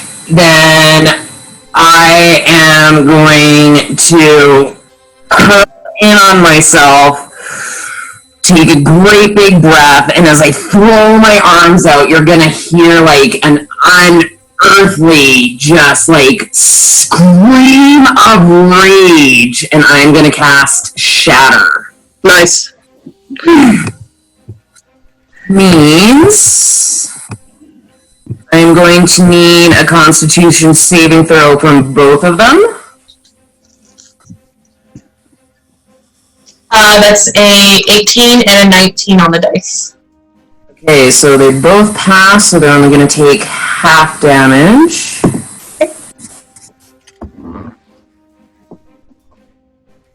So 9, I think it's, 9 thunder damage to each.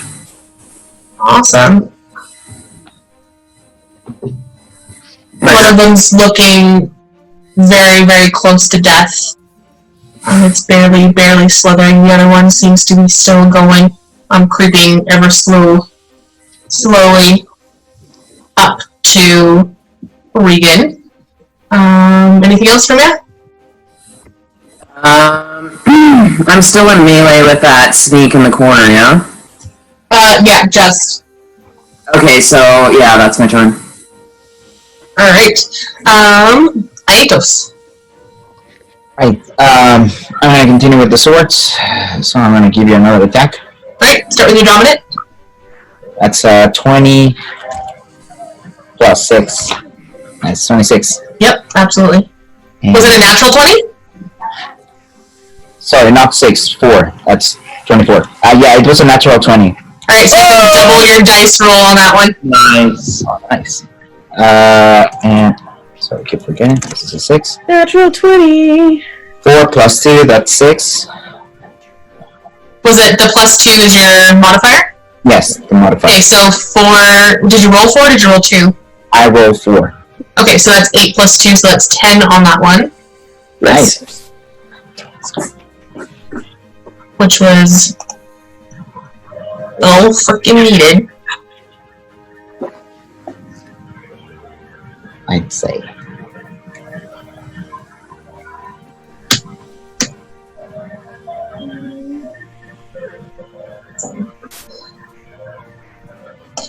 Alright, and then your second hit with your non-dominant hand. Oh, yeah, 7. 7? No, your hit as you come down with your main dominant hand to slap that one. You lose the momentum a little bit as you come down with that other hand, and it just doesn't quite get to it. Whether the snake shifted or you shifted, it didn't quite hit. And that, unless you want to move at all, you good? Yeah, I'm good, I guess. Yeah, cool. The snakes, then it's their turn. The one comes down off the shelf and goes after Regan. That's going to be a 23 to hit. Yeah, that hits. That's 7 points of piercing damage. I'm unconscious.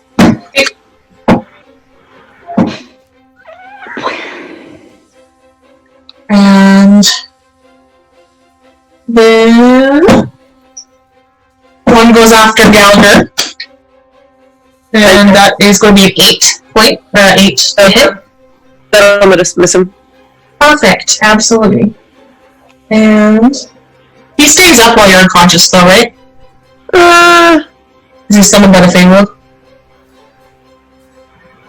I think so. It's not like it's a concentration spell, so yeah.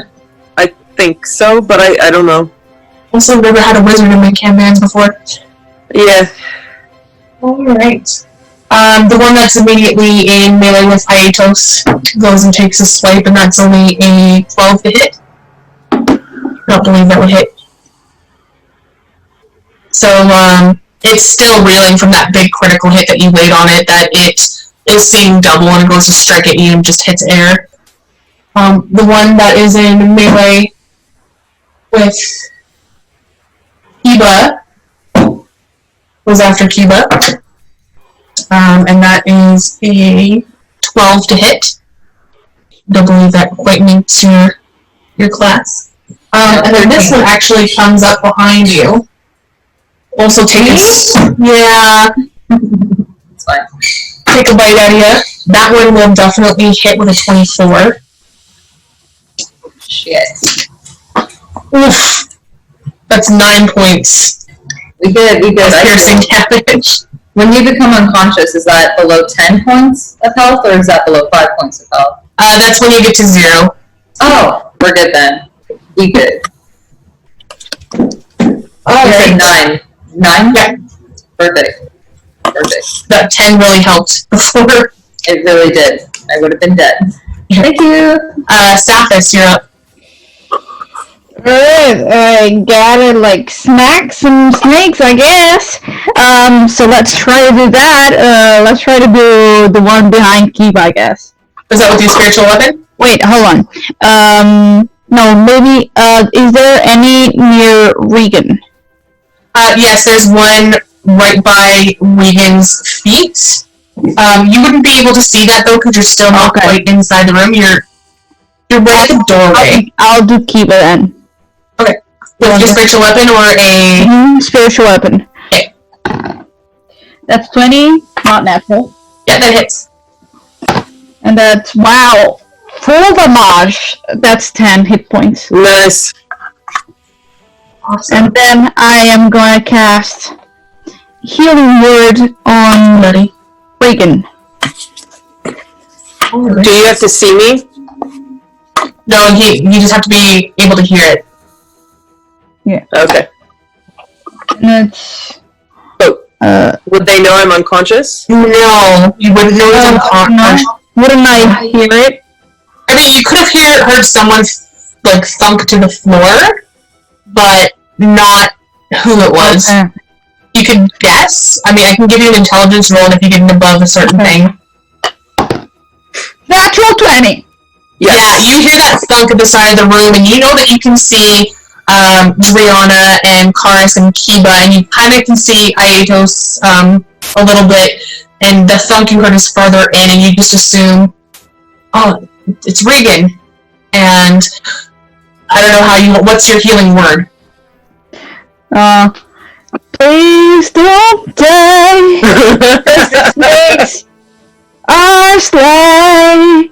Nice. Keeping that same performance roll. It's a little pitchy, but the notes just float into Regan's ears, and Regan, you can have your 5 points of healing. 5? Nice, thank you. Also, this is Matt's die, by the way, so Sweet. giving Nice. me luck. Well, that critical roll. Thank you, Matt Mercer. Thank you, Matt Mercer. Alright, Karis. Alright. Car saw Regan fall unconscious. And having seen people fall in battle before, he gets a little angry, and so he casts Firebolt at that snake. Nice. Very cool. but it's not. But it misses? Yeah. Immediately, being a chosen of Aphrodite and preaching love and beauty and peace, you come across as this like happy-go-lucky type of guy, but yeah, you're seeing these snakes and you're seeing people falling over each other, going unconscious, and you feel that familiar fire bubble within you, and this bolt of fire just releases from your hand, and it goes a little wide. It's not something that comes out very often. You're still working on your aim. Your little puberty going there. But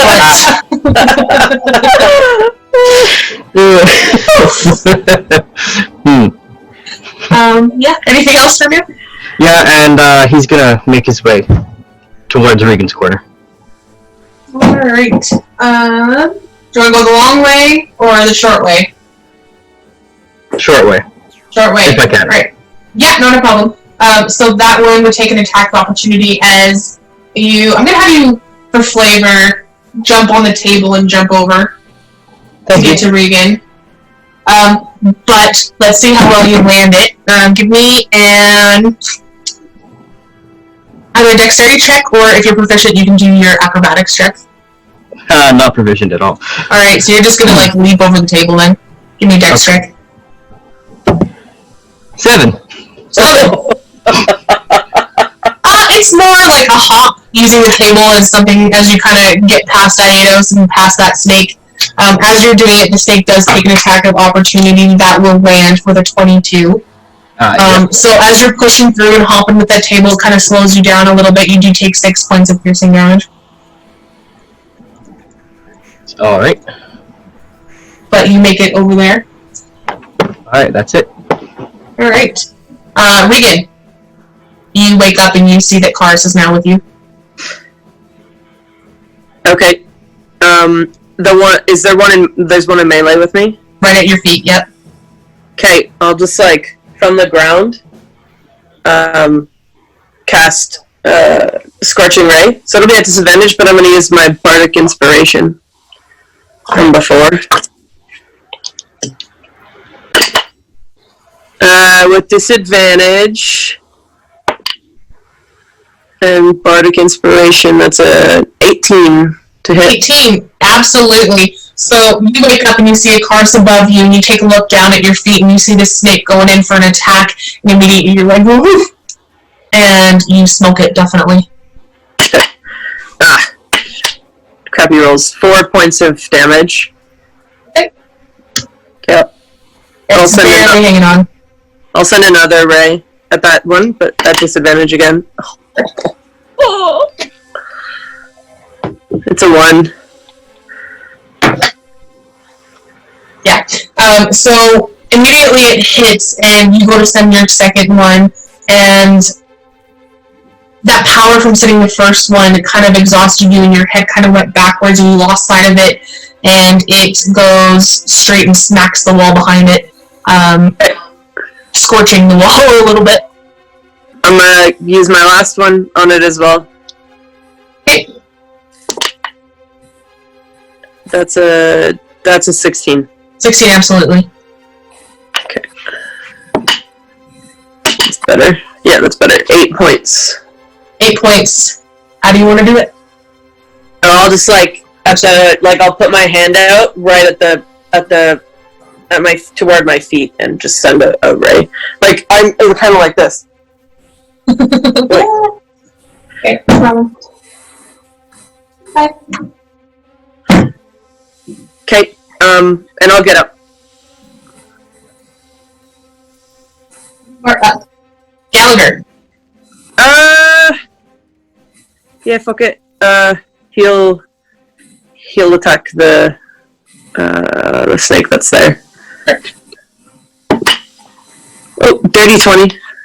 Awesome. For 4 points of damage. Good job. He is now bloodied. Yay! Good job, Gallagher. That's my turn. And his. Awesome, awesome. Alright, back at the top of Kiba. Taking on 2 snakes. Okay, well then I guess I should use my... With a giant harp axe next to you. I'm just going to use my last key point, and I'm going to do, first of all, an unarmed strike, and then followed by Fury of Blows for my last key point. So unarmed strike is 13 plus 5, 18. Absolutely. First Fury of Blows is 11 plus 5, 16. Yep. And then 9 plus 5, 14. Yeah, all three of them. Awesome. So for the first damage roll, we have a 2. 2 plus 3 is 4. 4. Wait. 2 plus 3 is 5. So I have 2 5s. First and second one is 5. Math, guys. It's cool. Awesome. This one only has 5 points left. If you want to just describe how all three kill it again. Oh, can I just do the last blow on the other snake that's next to me? Absolutely. Cool, because that was a 4 plus 3 equals 7. Okay.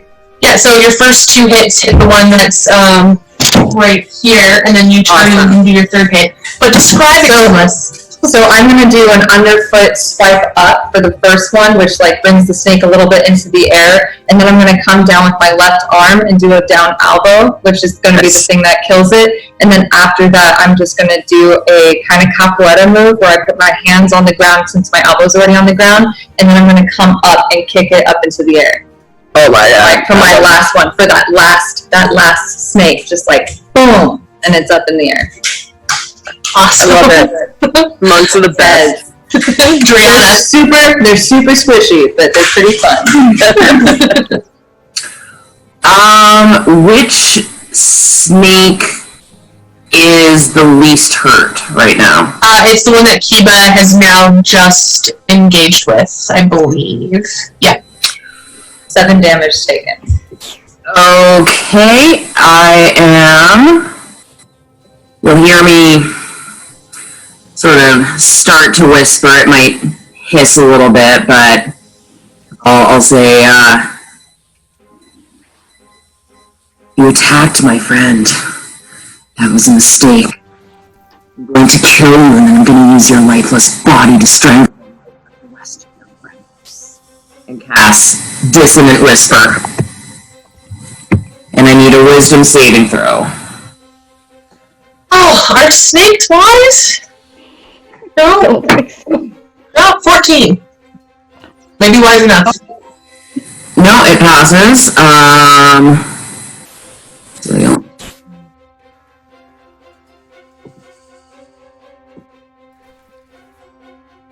Snake. 5 psychic damage. Snake. Alright. And I will use my bonus action, my second Bardic Inspiration. That's Kara's next to that snake beside the table, right? No, that's Aetos. Oh, that's Aetos. Yeah, I will use Bardic Inspiration, and I'll say, the strength and the nobility of the Amazons runs true within you. Strike your enemy down, as is your heritage.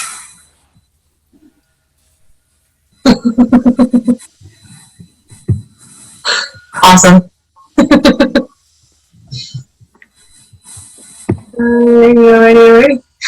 With that, it actually is Aetos' turn.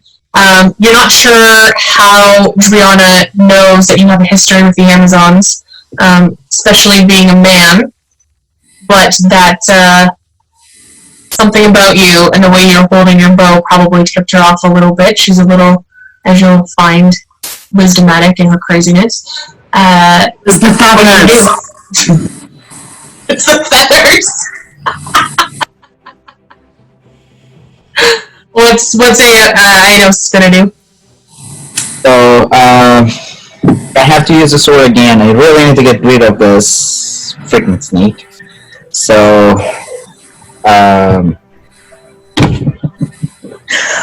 first hit is 4 plus 4, that's 8. 8 doesn't miss, or it doesn't hit. And this 6 doesn't hit, right? Oh. Nope. Okay, no damage there. And the other one doesn't hit either. That's an 8 plus 4, that's 12. So. Oh, you can use Bardic Inspiration on one of them and add a d6 to one of your rolls to hit. Yeah, she inspired you, so you can, on your second one, you can roll a d6 to see to add it. Oh, that's a 6. Great. Nice. So what's the total dice? I'm sorry? What's the total of the hit then? 18. Ab stuff, freaking. Was it a 12 before? Yeah, it's a 12. That would have hit anyway. 8 plus 4 plus the 6. Yeah, you can use your Bardic Inspiration on the first hit, and the second one you didn't even need to use it, so both of them hit at this point, yeah. Give your own damage for both. Bards. Alright, damage on the first is 6 plus 2, because that's my good hand. And on the other one is 3. Plain 3. How do you want to kill this one? Well, on the first strike, I slash up, cutting it, launching it to the air, and then on the second strike, just cutting its head off, sending it flying.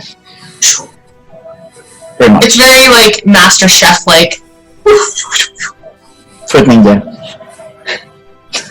Amanda, are you trying to purposely avoid saying how do you want to do this? I'm really trying really hard.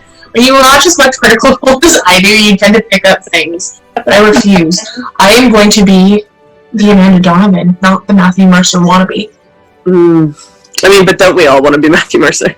I want to be Travis.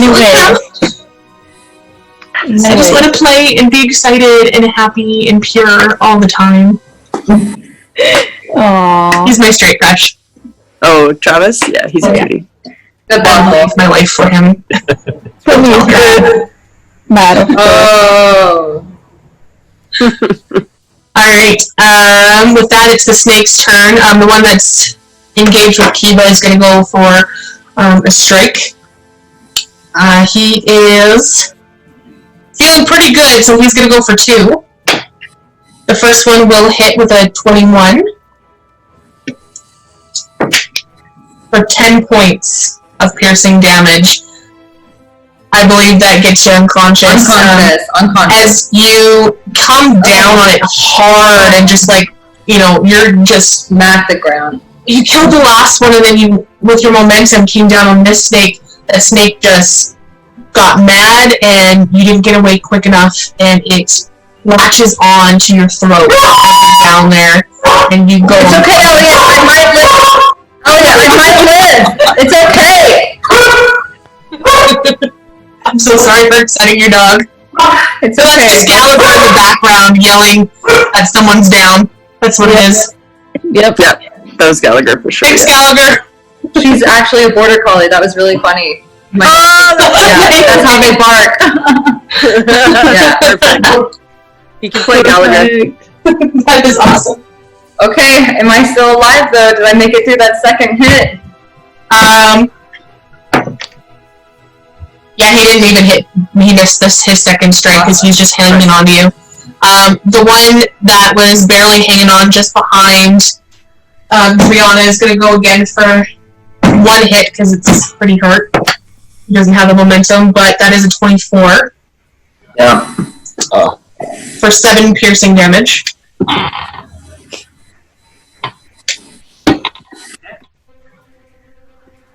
Is this why you told us to make backup characters? Yes. Absolutely. Hold on. You guys, she told us to make backup characters? I hated all of your ideas for your first character, so I'm like, I'm just going to kill them now and make them start again. I haven't made one. I'll come back as something less squishy. We're all barbarians. Heroes of the known world. Nope. No one can take Xena's place. Alright, Gallagher is going to get, hopefully the snake lands it. Gallagher's been pretty good about not getting hit. You can't hit dogs with snakes, apparently. That's only 11. It's a law.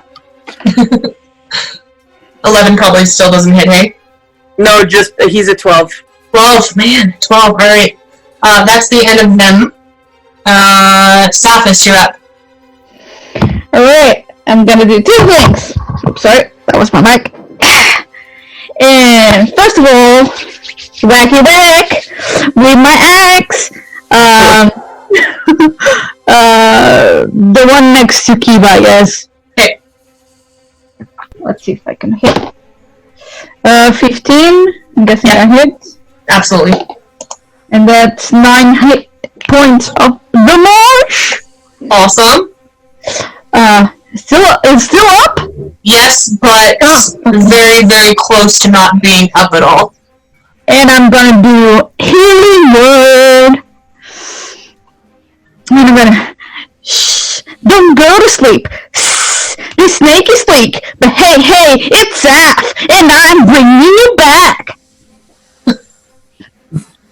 Again, a little pitchy, but you know. Guess that that's on me, right? Yeah. Yes, that's on Kiba. Kiba hears her words and is so inspired. It's almost as if God himself is talking to him. And it's like, whoa. I mean, Safis is pretty godlike. Not gonna lie. I love him. How many points? Yeah. Oh, More than 9. More than 9. Zero, so anything will help. 6 hit points, which is maximum for first level. Dope. You're so strong. 6. Awesome. Are you moving anywhere, Saphis? Nope. Nope. Stay in there. Typical clerics, man. Nothing involved. I mean, it's working so far. So far. Cards. So far it's working. Yes. Okay. Well, he just saw Kiba fall now, and he's looking between Regan and Kiba. And so for a bonus action, he is going to cast Ensnaring Strike on the snake by Kiba. Wait 1 second. One second. No, sorry. I'm gonna channel Divinity and use Nature's Wrath to conjure spectral vines to hold the snake down. Awesome.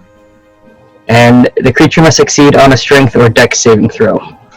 Of my choosing? Yes. That will be a strength save. Yes, it will. That's a dirty 20. Oh. Great. No, that was useless. They're used to vines. Yeah, that's Like that? No. That's all he can do. Great, not a problem. I mean, in a moment of panic, what can you do against a sneaky snake? Regan.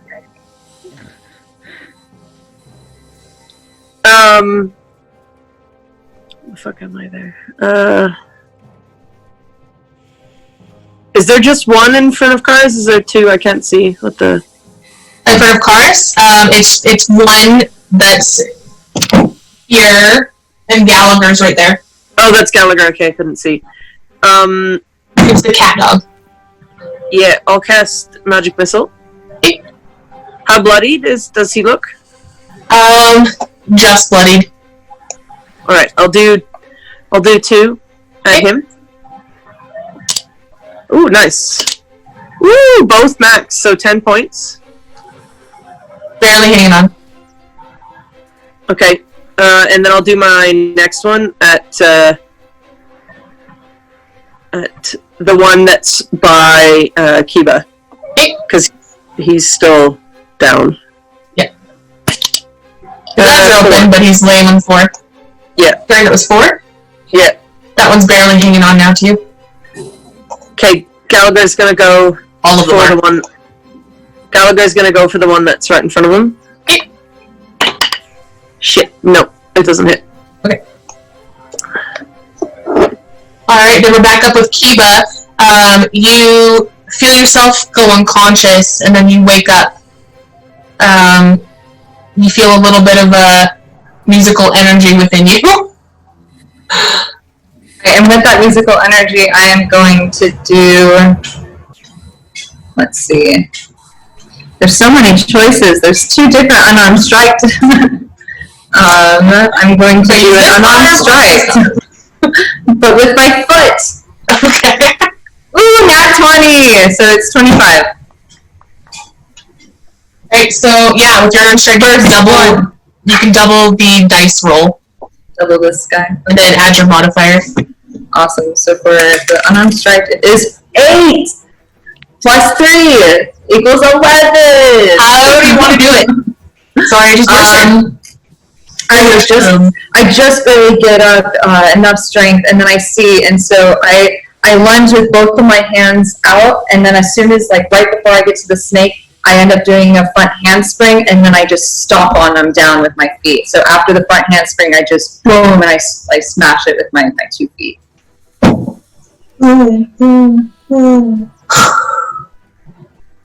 Like lunge, and then use that momentum to just flip me up, and boom. Yeah. Monster. Weak, but cool. Alright. Did you want to do anything else? That's it. That's it? Okay, great. Aekos. Right, so I put off my swords, put away the swords, and take out the bow. Finally, range. I'm gonna go for the snake closest to 3.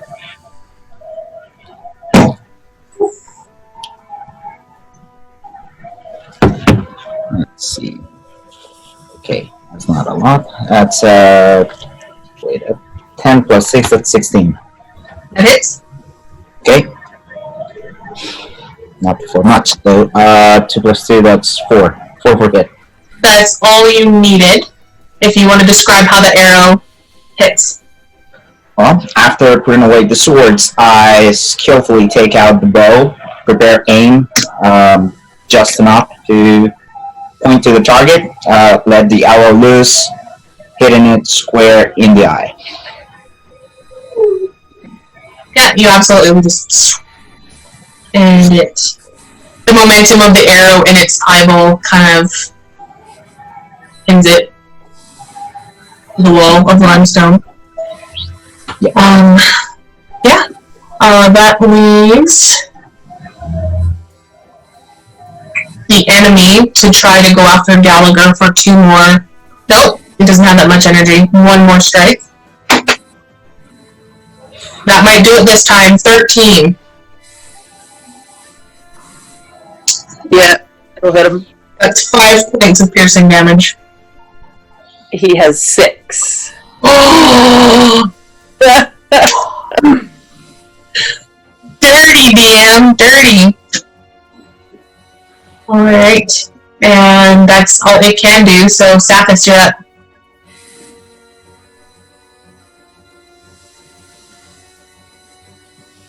You can't really see. Yeah, because you're still kind of at the doorway, you can't see anything at that point. At this point, I don't see any more snakes in my vision, right? Yeah. There might be some, but I don't see it. Yeah. So, from there, I'm gonna go in right now. Okay. Now I'm gonna go in. And now I see the other snake, and now I'm gonna whack that snake with my harp axe. Alright, it floats over and With your goes head. intact. That's Hex. And that's 18. Absolutely. It went like whoop. 18, and that's 8 hit points. Alright, you get the finishing move. Nice. Oh, and he goes like.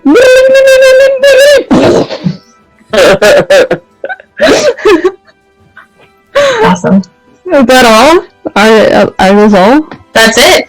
That's all the snakes. I'm like, guys, just hold on.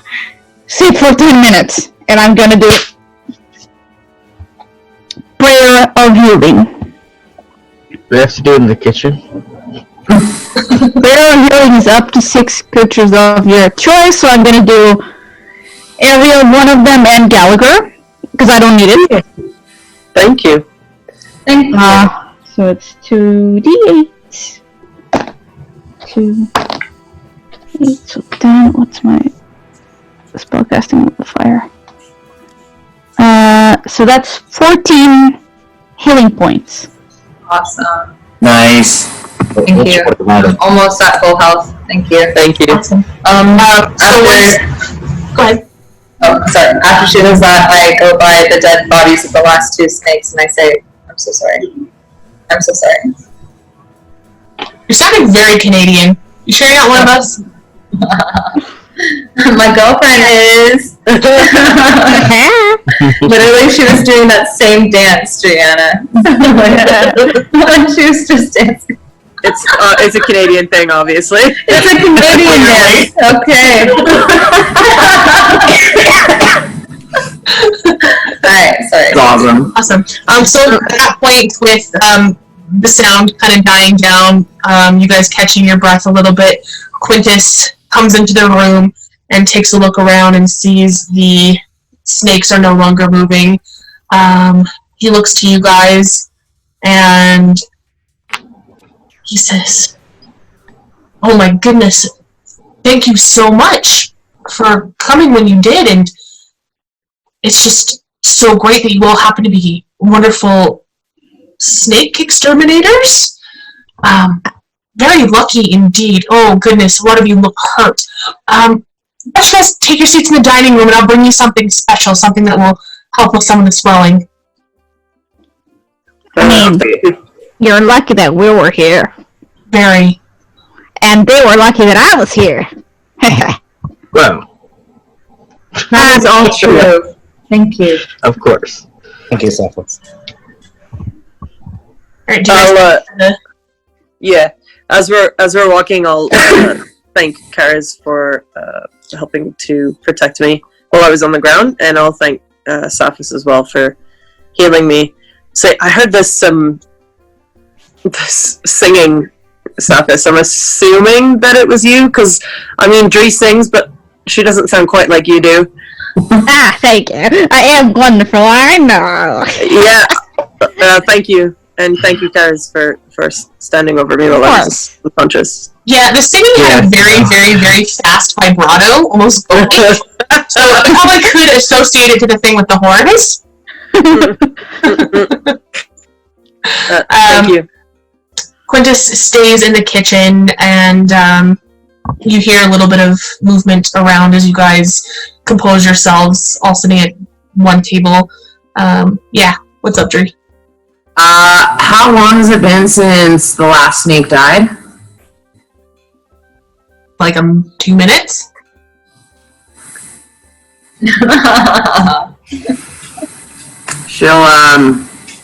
She'll take an extra couple seconds, try to compose herself, and yeah, I guess she'll go join the group, but she's looking distinctly uncomfortable right now. I mean, they're still fresh.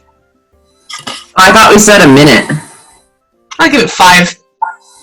Oh, then she'll wait for everyone to leave, and she'll do her thing. Can Saphos notice that Tree has, like, trailed behind? I'll intentionally try and herd everyone out as I'm thanking them. Like, I'll try to be in the back and, like, knowing what Dre's gonna do and try, but, like, if people instead, I'm not gonna fight them. Yeah, Saphis, why don't you, because I know what they're doing, why don't you roll me a perception check, and Dree, you can roll me a stealth with advantage with Regan's help.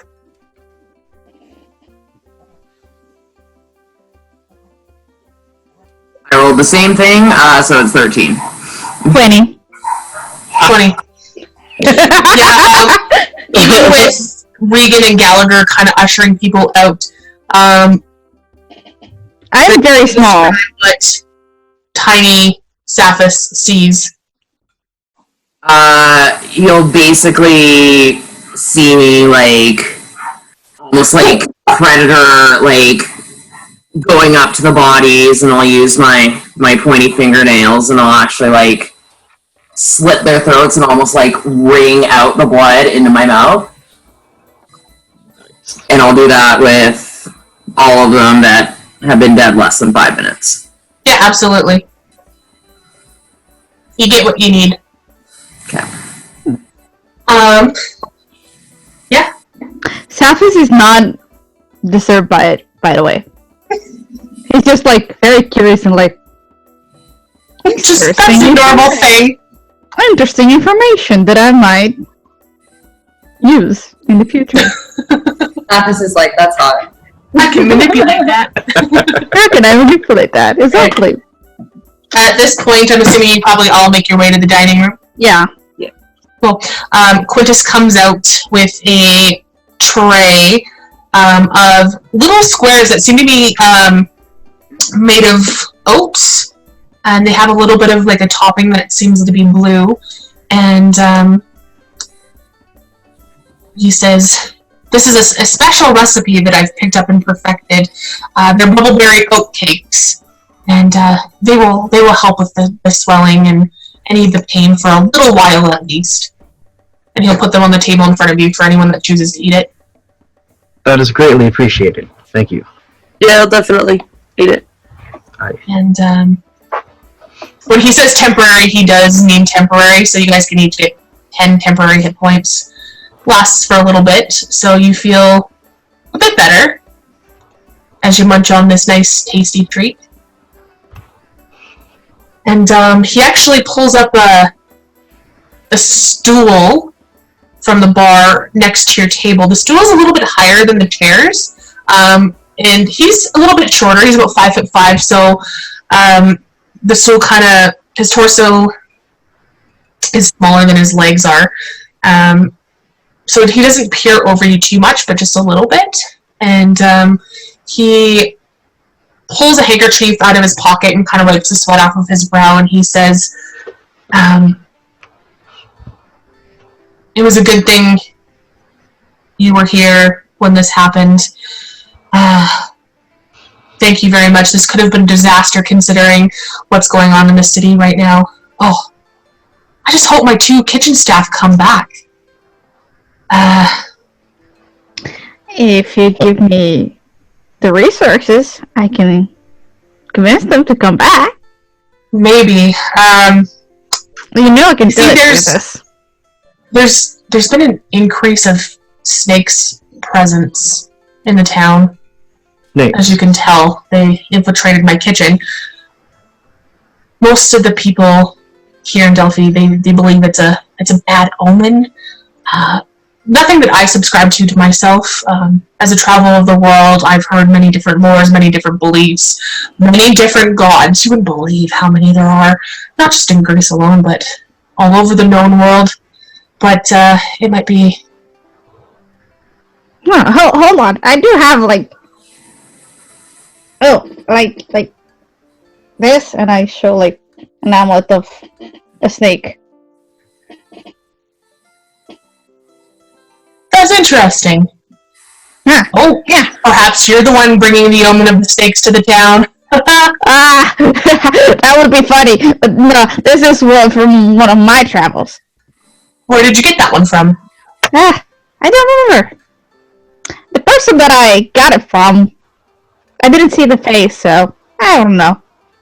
What does the pendant look like? What does the snake look like?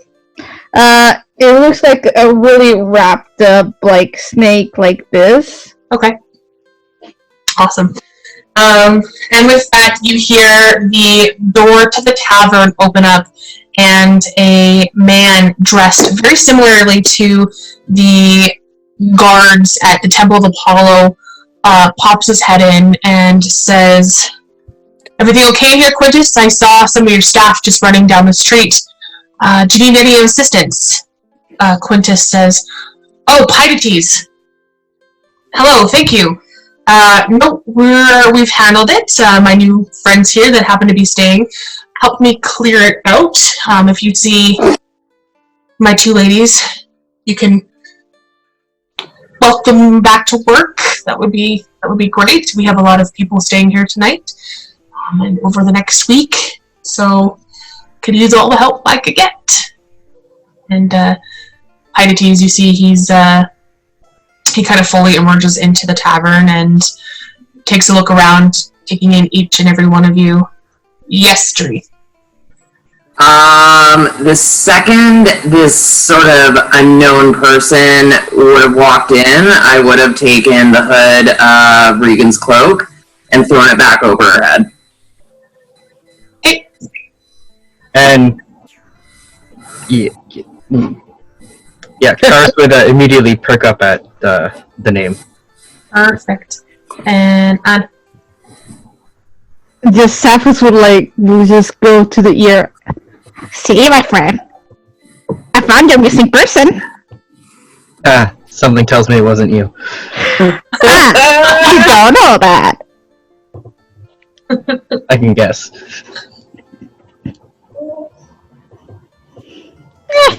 Alright, so is he coming into the tavern, or is he leaving? yeah, he's fully merged into the tavern. He's kind of looking at all of you. Quintus said that you helped, so he's kind of taking in who these newcomers are. Okay. Karis is going to approach him. Okay.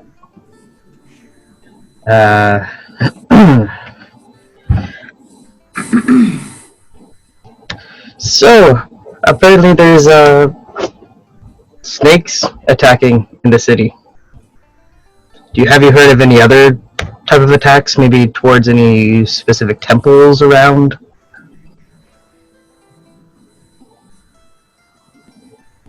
But you mentioned that. Yes.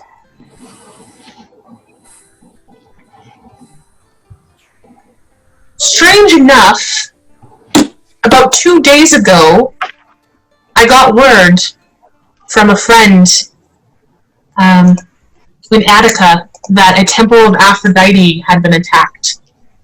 And I remember it was 2 days ago because it was that same night that I had to escort the Archon's wife away from the Temple of Apollo.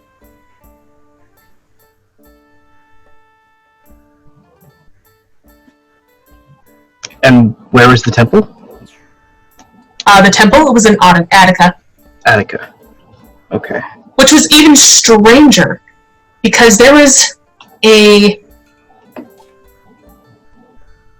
priest of Aphrodite from Attica that had come that day to see the oracle and didn't even make mention of the attack. I brought it up to him and he didn't seem concerned at all. I said, oh, hello, sad news from Attica. I heard from my friend that the Temple of Aphrodite had been attacked, and he didn't seem concerned, which is very odd considering priests of Aphrodite tend to be very protective of Aphrodite's temples. Wouldn't you agree? Yes, I would. That is odd. Yeah. It was a strange workday.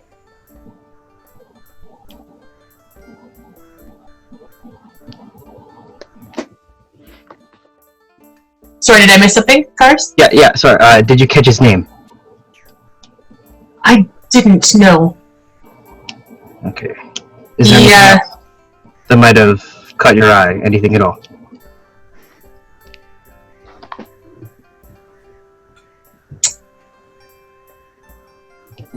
No, he was wearing the traditional robes of Aphrodite. Let me think. He takes a moment kind of going over the night. You hear him mumbling that it was right before the incident with the Archon's wife. And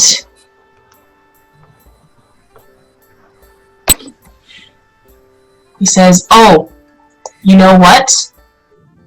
He was wearing an amulet just under the cloak. That was a strange symbol, not quite associated with Aphrodite at all.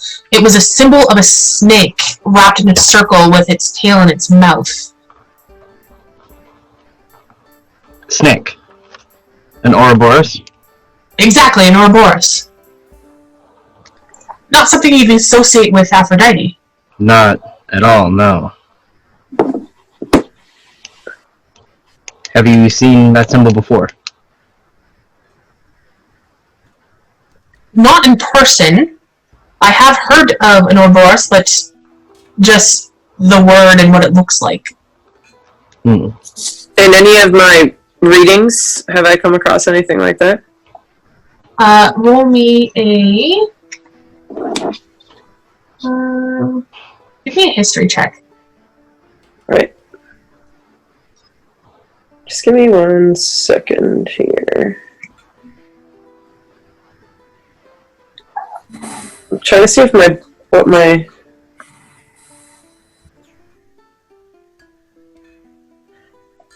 I'm trying to see what my Sage background gives me because I've never used it before. Oh yeah, I'm pretty sure that if you've read it in a book, that you would. Yeah, it says when you attempt to learn or recall a piece of lore, if you do not know the information, you often know where and from whom you can obtain it. Yeah. So, but yeah, I just wanted to, because I've never had the Sage background before, so I wanted to see what it would give me. You said history? Yeah.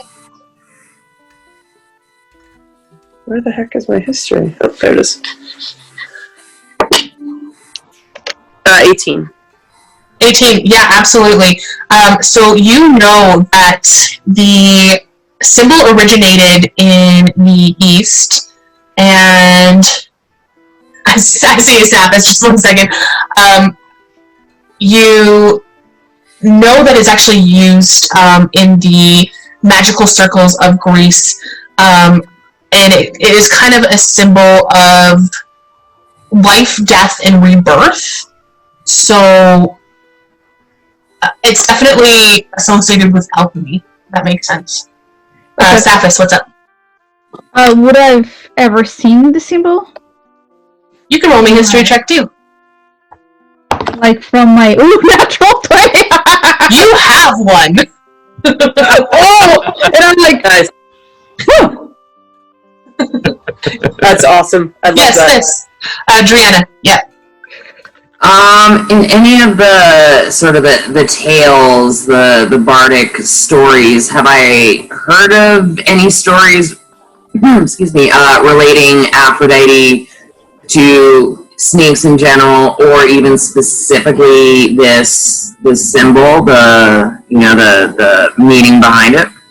Roll me a religion check.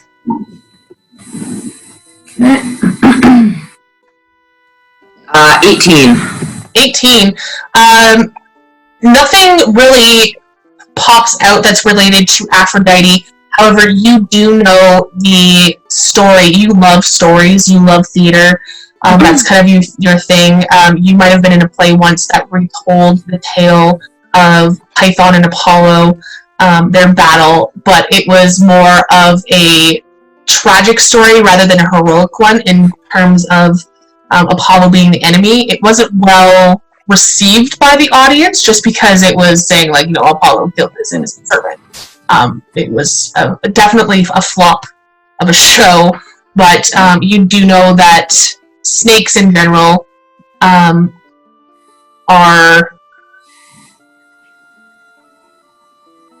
in the history of a lot of gods, really, but more so associated with Apollo itself.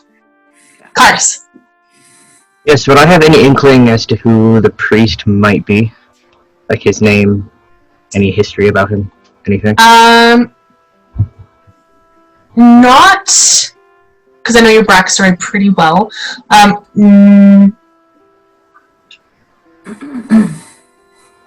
You would know the names of a few priests in Attica. Okay. If you wanted to list a few of them off to see if they rang in a bell. Yeah. If I could do that.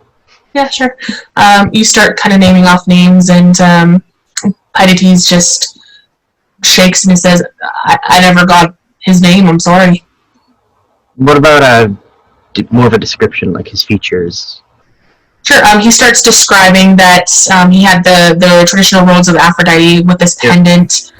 His face was a little older, definitely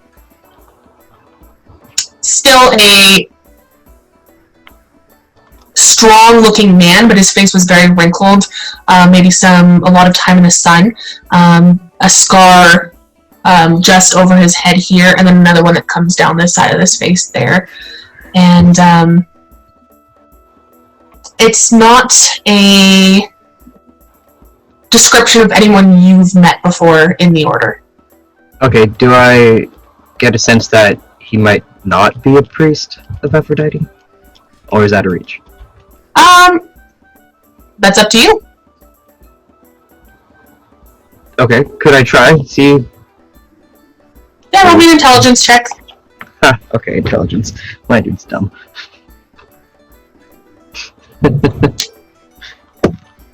Yeah, that is 10. 10, that was enough. Yeah, just the description, that amulet with a snake, you guys tend to not go with those type of symbols when you're in the holy robes of your goddess.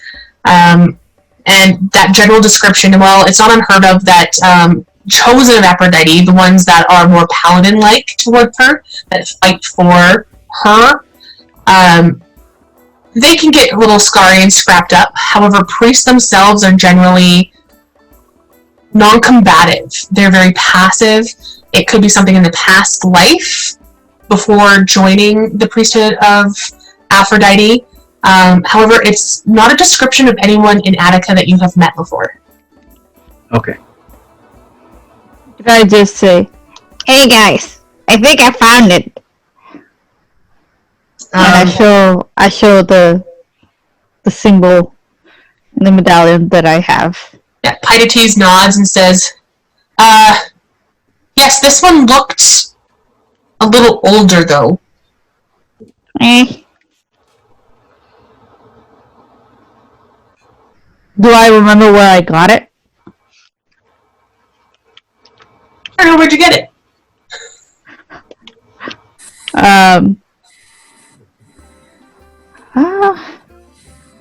I guess I don't know where Attica is in relation to Thessaly.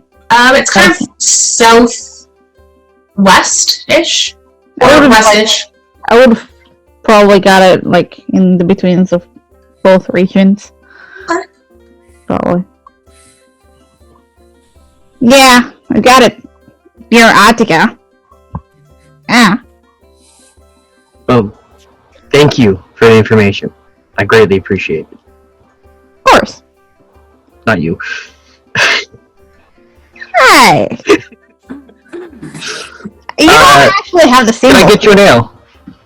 We can see whoever gets this symbol is, sexually useful. Pitates says, thank you for your offer, however, I'm on duty tonight. Fair enough. It is going to be a stressful night, to say the least. He looks at Aetos. The Flamekeeper! Welcome! Thank you. Are you prepared for your journey up Mount Parnassus tomorrow morning? Yes, I've been training for it. Perfect. You've noticed that there's a little bit of a snake problem currently. I take a notice, yes. Just be aware of the trail when you depart. I know that tomorrow you have the meeting with Lady Damaris, but after you take your journey to Mount Parnassus, just be very, very careful. The last thing we'd want is for you to meet up with one of the more poisonous, I shouldn't say poisonous, venomous snakes up there. Well, that will be unfortunate. Have you seen any problems over there? Yes, there's snakes everywhere. Alright. Some are saying that it's a bit of an omen. Oh. Let's see what we can do about it. Are you all planning to go with Aetos on his journey? I would be more than ready to accompany him, as long as it would mean I wouldn't be missing the Pantheon Games. Oh no, this is part of the opening ceremonies. The Flamekeeper, you see, carries the torch of Prometheus and carries it up to the mountain and into its fiery belly. And That sounds once like it's a wonderful lit, journey.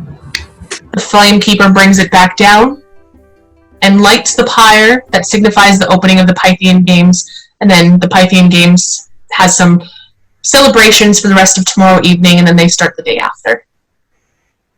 As a Promethean, it is a true honor to take that journey. And We're perform. honored to have you. It would have been wonderful to meet the Lady Sophia, but I am glad to meet you in her stead.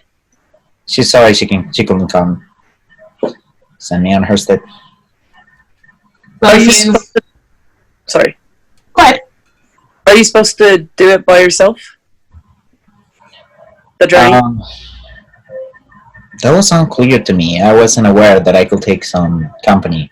But if I can take company, I will prefer to have you guys after seeing your amazing feats. He's kind of nods. Afterwards? Sorry? Do we get the banquet afterwards? Paides kind of nods and says, there's no rules that the Flamekeeper can't have anyone to make that journey up the mountain with him, as long as he's the sole person to enter the stadium to light the pyre, as is tradition. And then, of course, there's just the celebrations afterwards. There's going to be performances. We have quite a few bards performing. I don't know if you saw them in the marketplace today. They were doing some warm-ups, I guess you could say, to entice the crowd. But there's quite the celebration tomorrow evening. And then the Pythian games start bright and early the next morning. I like that. Well, if you guys would like to accompany me, I will be pretty much thankful to all of you.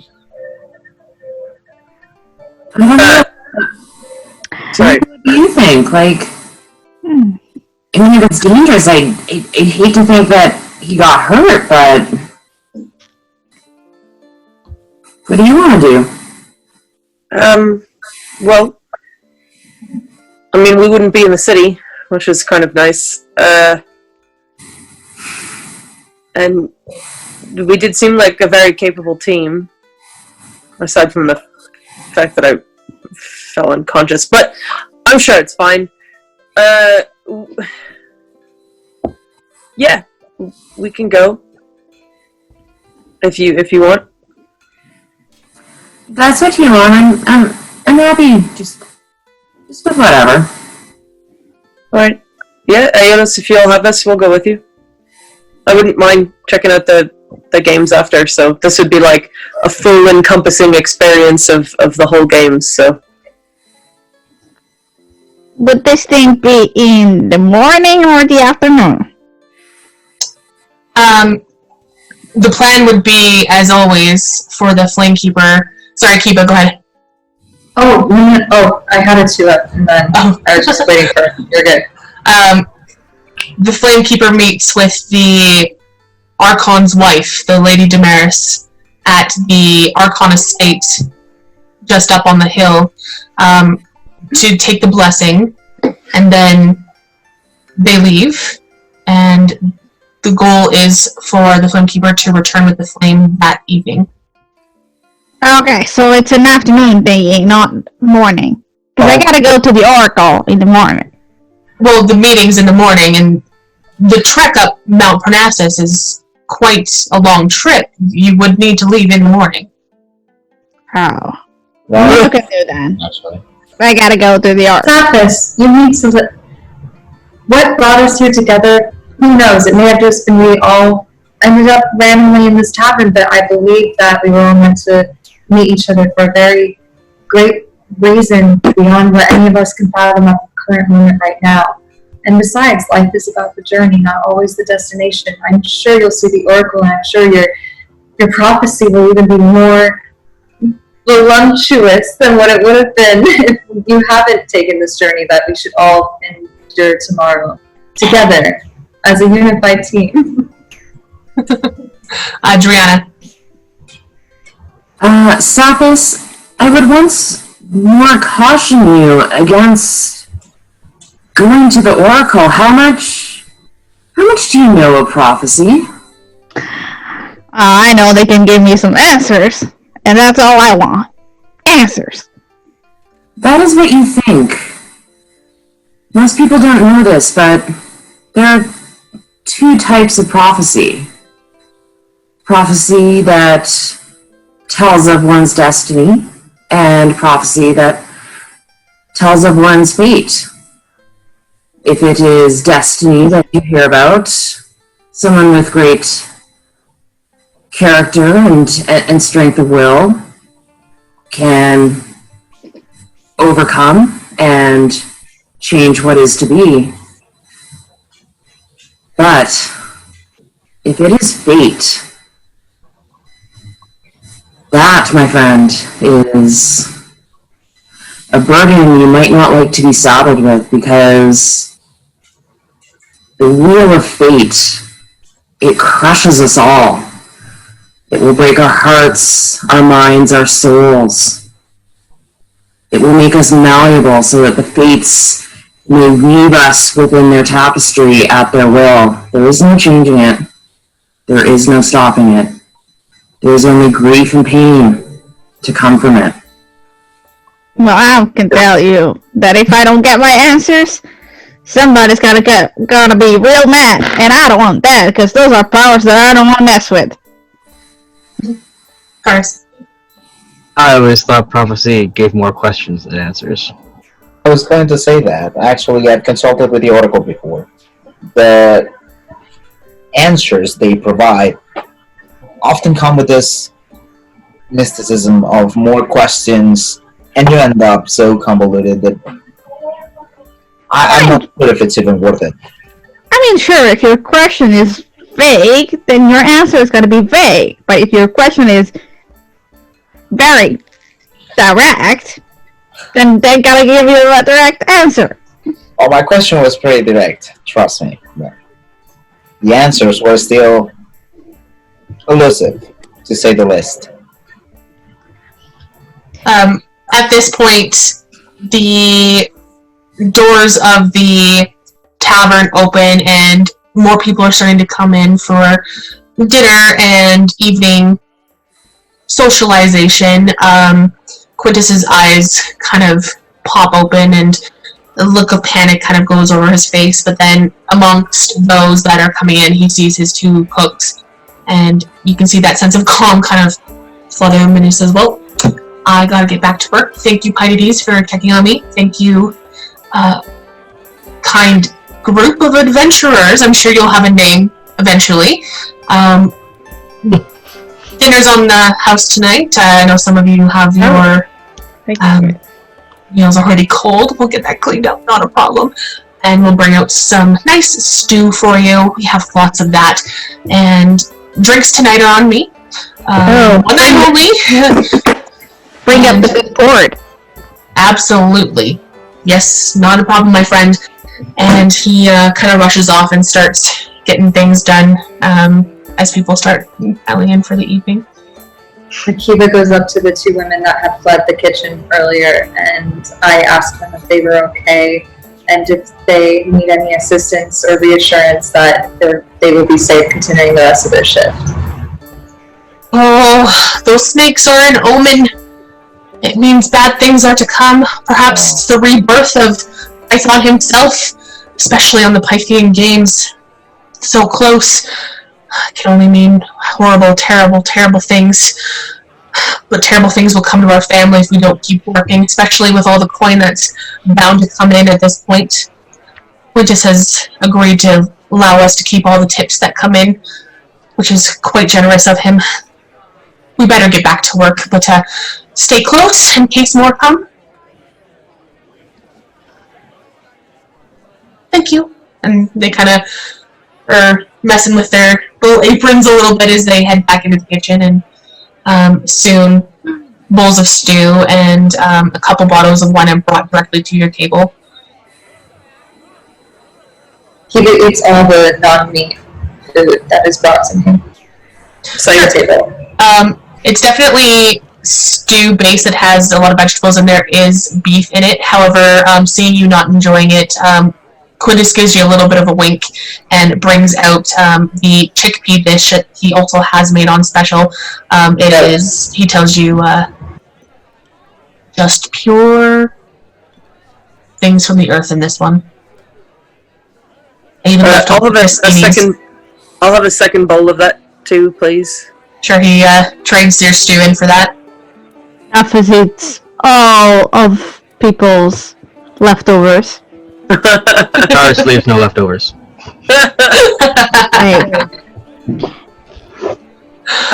Dree will kind of be just sort of staring off into space in her own world, like she can't really partake in the, the traditional bonding over meals thing, so she just kind of mentally disengages completely. I'm gonna scooch over next to Dree. It's as well we just enjoying his meal and his drinks. What's up? Huh? Oh, sorry, did you say something? Yeah, I did. I mean, I'm short, but I'm here. Sorry, I missed it. What was it that you were saying? I don't know. I just said so. Oh, the roof, the sky, presumably the gods on Olympus. Many things are sup? You're funny. I like you. But has the port come in yet? Sorry, the what? The port wine. Oh yeah, definitely. So I'll do my little ritual before dinner, which is spilling a little bit of wine. I'll have everyone roll religion checks for me, except for Sappis.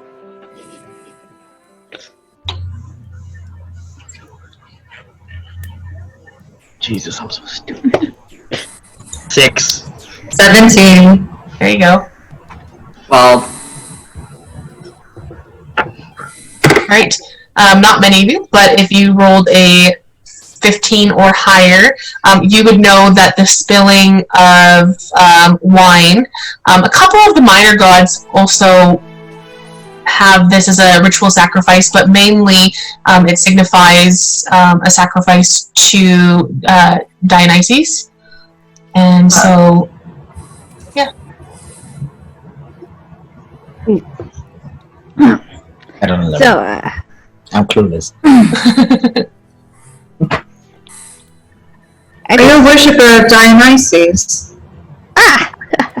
You noticed. I don't know if it's Dionysus or not, but, you know, now I've started to do this, so that's just the ritual I do. I guess. I don't know, I do have his symbol somewhere. You're full of symbols. Oh, yeah. I'm a very holy man. Oh, should I say goat? That's funny. Drew will look at Sappis with, like, a little bit of suspicion now. Like, she's a little bit wary. Same here. Cuban notices absolutely nothing. She killed. Sappis killed me. I am forever in their debt. I look at Kiba and just go. Awesome. He doesn't understand flirting. I love it. It just means more fun for me. As the night goes on, I don't know how much each of you drinks or stays out. Eventually, some of the bards do come to perform at the tavern. You see some of the patrons get up and start to dance or sing along. Oh, I will happily join them. Sorry, Taylor laughed, not Kiba. And eventually, as the night begins to die down, do any of you go back to your room? Do you guys pull an all-nighter? What's everyone's plan? I go to my room. Yeah. Yeah, we have an early morning tomorrow, and I want to make sure that we're well rested so we can help protect and make sure that the ceremony goes well. Not a problem. Why For the ones, any hot people? Plenty. Oh, I will just pick one or two and try to charm my way into them. Alright, roll me a persuasion check. That was not good. Okay. I am tutoring. Hold on. Let me see. Persuasion. Where is it?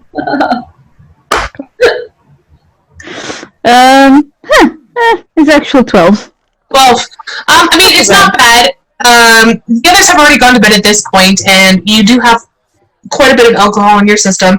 And at one point, you're kind of leaning over a keg that has a little bit of hemp rope kind of just over top of it. Someone had put it there, dangling off this cave. Your arms around the keg, and you're trying to sweet talk it a little bit, and Quintus actually comes over personally and says, "Oh, hello, my friend. That is not a lady. Let's get you upstairs." And he personally escorts you up to the room that he knows that you have. And he says, "Good night, my saucy satyr. We'll see you in the morning." Okay, Quintus. Shuts the door behind him. That's amazing. Everyone can enjoy the benefits. Yes, Triana? I was gonna say Dree would probably been the first one to bed. She would have gotten very sad watching the bards do their thing, and uncharacteristically would have actually even gone to the room without Regan. She would have left just like a gentle touch on her shoulder, and then just sort of drifted out of the room. I would have sent Gallagher with her. Did you go to sleep right away, or is there anything in the room that you did before Regan joined you? I probably would have just been sitting in the dark, quietly contemplating. Regan, when you head up, there's an opportunity for roleplay there if you want it. No, I'll just check in with Dre and make sure that she's all right. Leaving tomorrow and being with people for an extended period of time.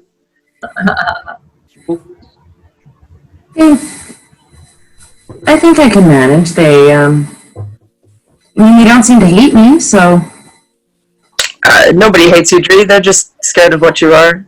Once they know you, they can't hate you. Perhaps that's true. Time will tell. You got what you needed tonight from the snakes? I did. Thank you. Thank you for checking on me. I'm good for a little bit. I am. Right. And I'll go to sleep. And Dree, do you go to sleep as well? I'll sort of probably stay up a little longer. And, not in a creepy way, but more of, a contemplative way, just kind of be looking for Regan and, reevaluating the last, year and a half that we've been traveling together, but then, yeah, I'll go to sleep. So everyone can enjoy the benefits of a long rest. However, one of you starts twisting and turning in their sleep, and they hear a voice that they've heard before enter their dreams. Brianna.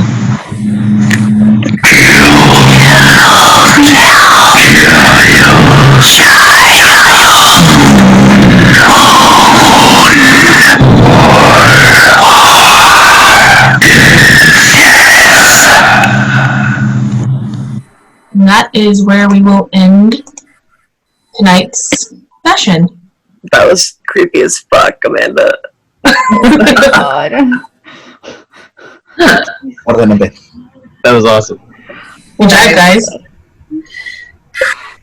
Yeah, we almost died. 3 of us did. Oh my goodness, that first hit got me down to 11? And that's where the coward cleric comes in. No, that's awesome. Thank you. No, that's where I came in. Right? Human touch. Boom. All right. I'm really loving the kind of healing word. Yeah, good job, everyone. That was fun. Thank you, Amanda. Yeah. Thank you. All right, and we will be back 2 weeks from tonight. So it is every other Saturday at 7 p.m. Mountain, 6 p.m. Pacific. Are you saying every other Saturday or every other Friday? It's every other Saturday that we broadcast on Twitch. Saturday. Oh, But we do this. Friday. I know things. You know things. Time differences. Yeah. Yeah, all right. So we will be back on I believe it would be the July 18th at 6 p.m. Pacific for another session of Adventures of the Known World. No, The 24th. 24th. All right. 2 weeks, not 1 week. Math, Marisha. Goodness. Real quick. When I was a child, I walked around with my hand stretched to my side, and in the front seat I spread my fingers out when I learned to drive. Well, I was waiting for your hand, I was waiting for you. Yeah, I was waiting for your hand, I was waiting for you. When I was alone, I watched them slip as they sliced into my skin. At that hospital, where the blood poured over my arms and the light shined in. Well, I was waiting for your hand, I was waiting for you. Yeah, I was waiting for your hand, I was waiting for you.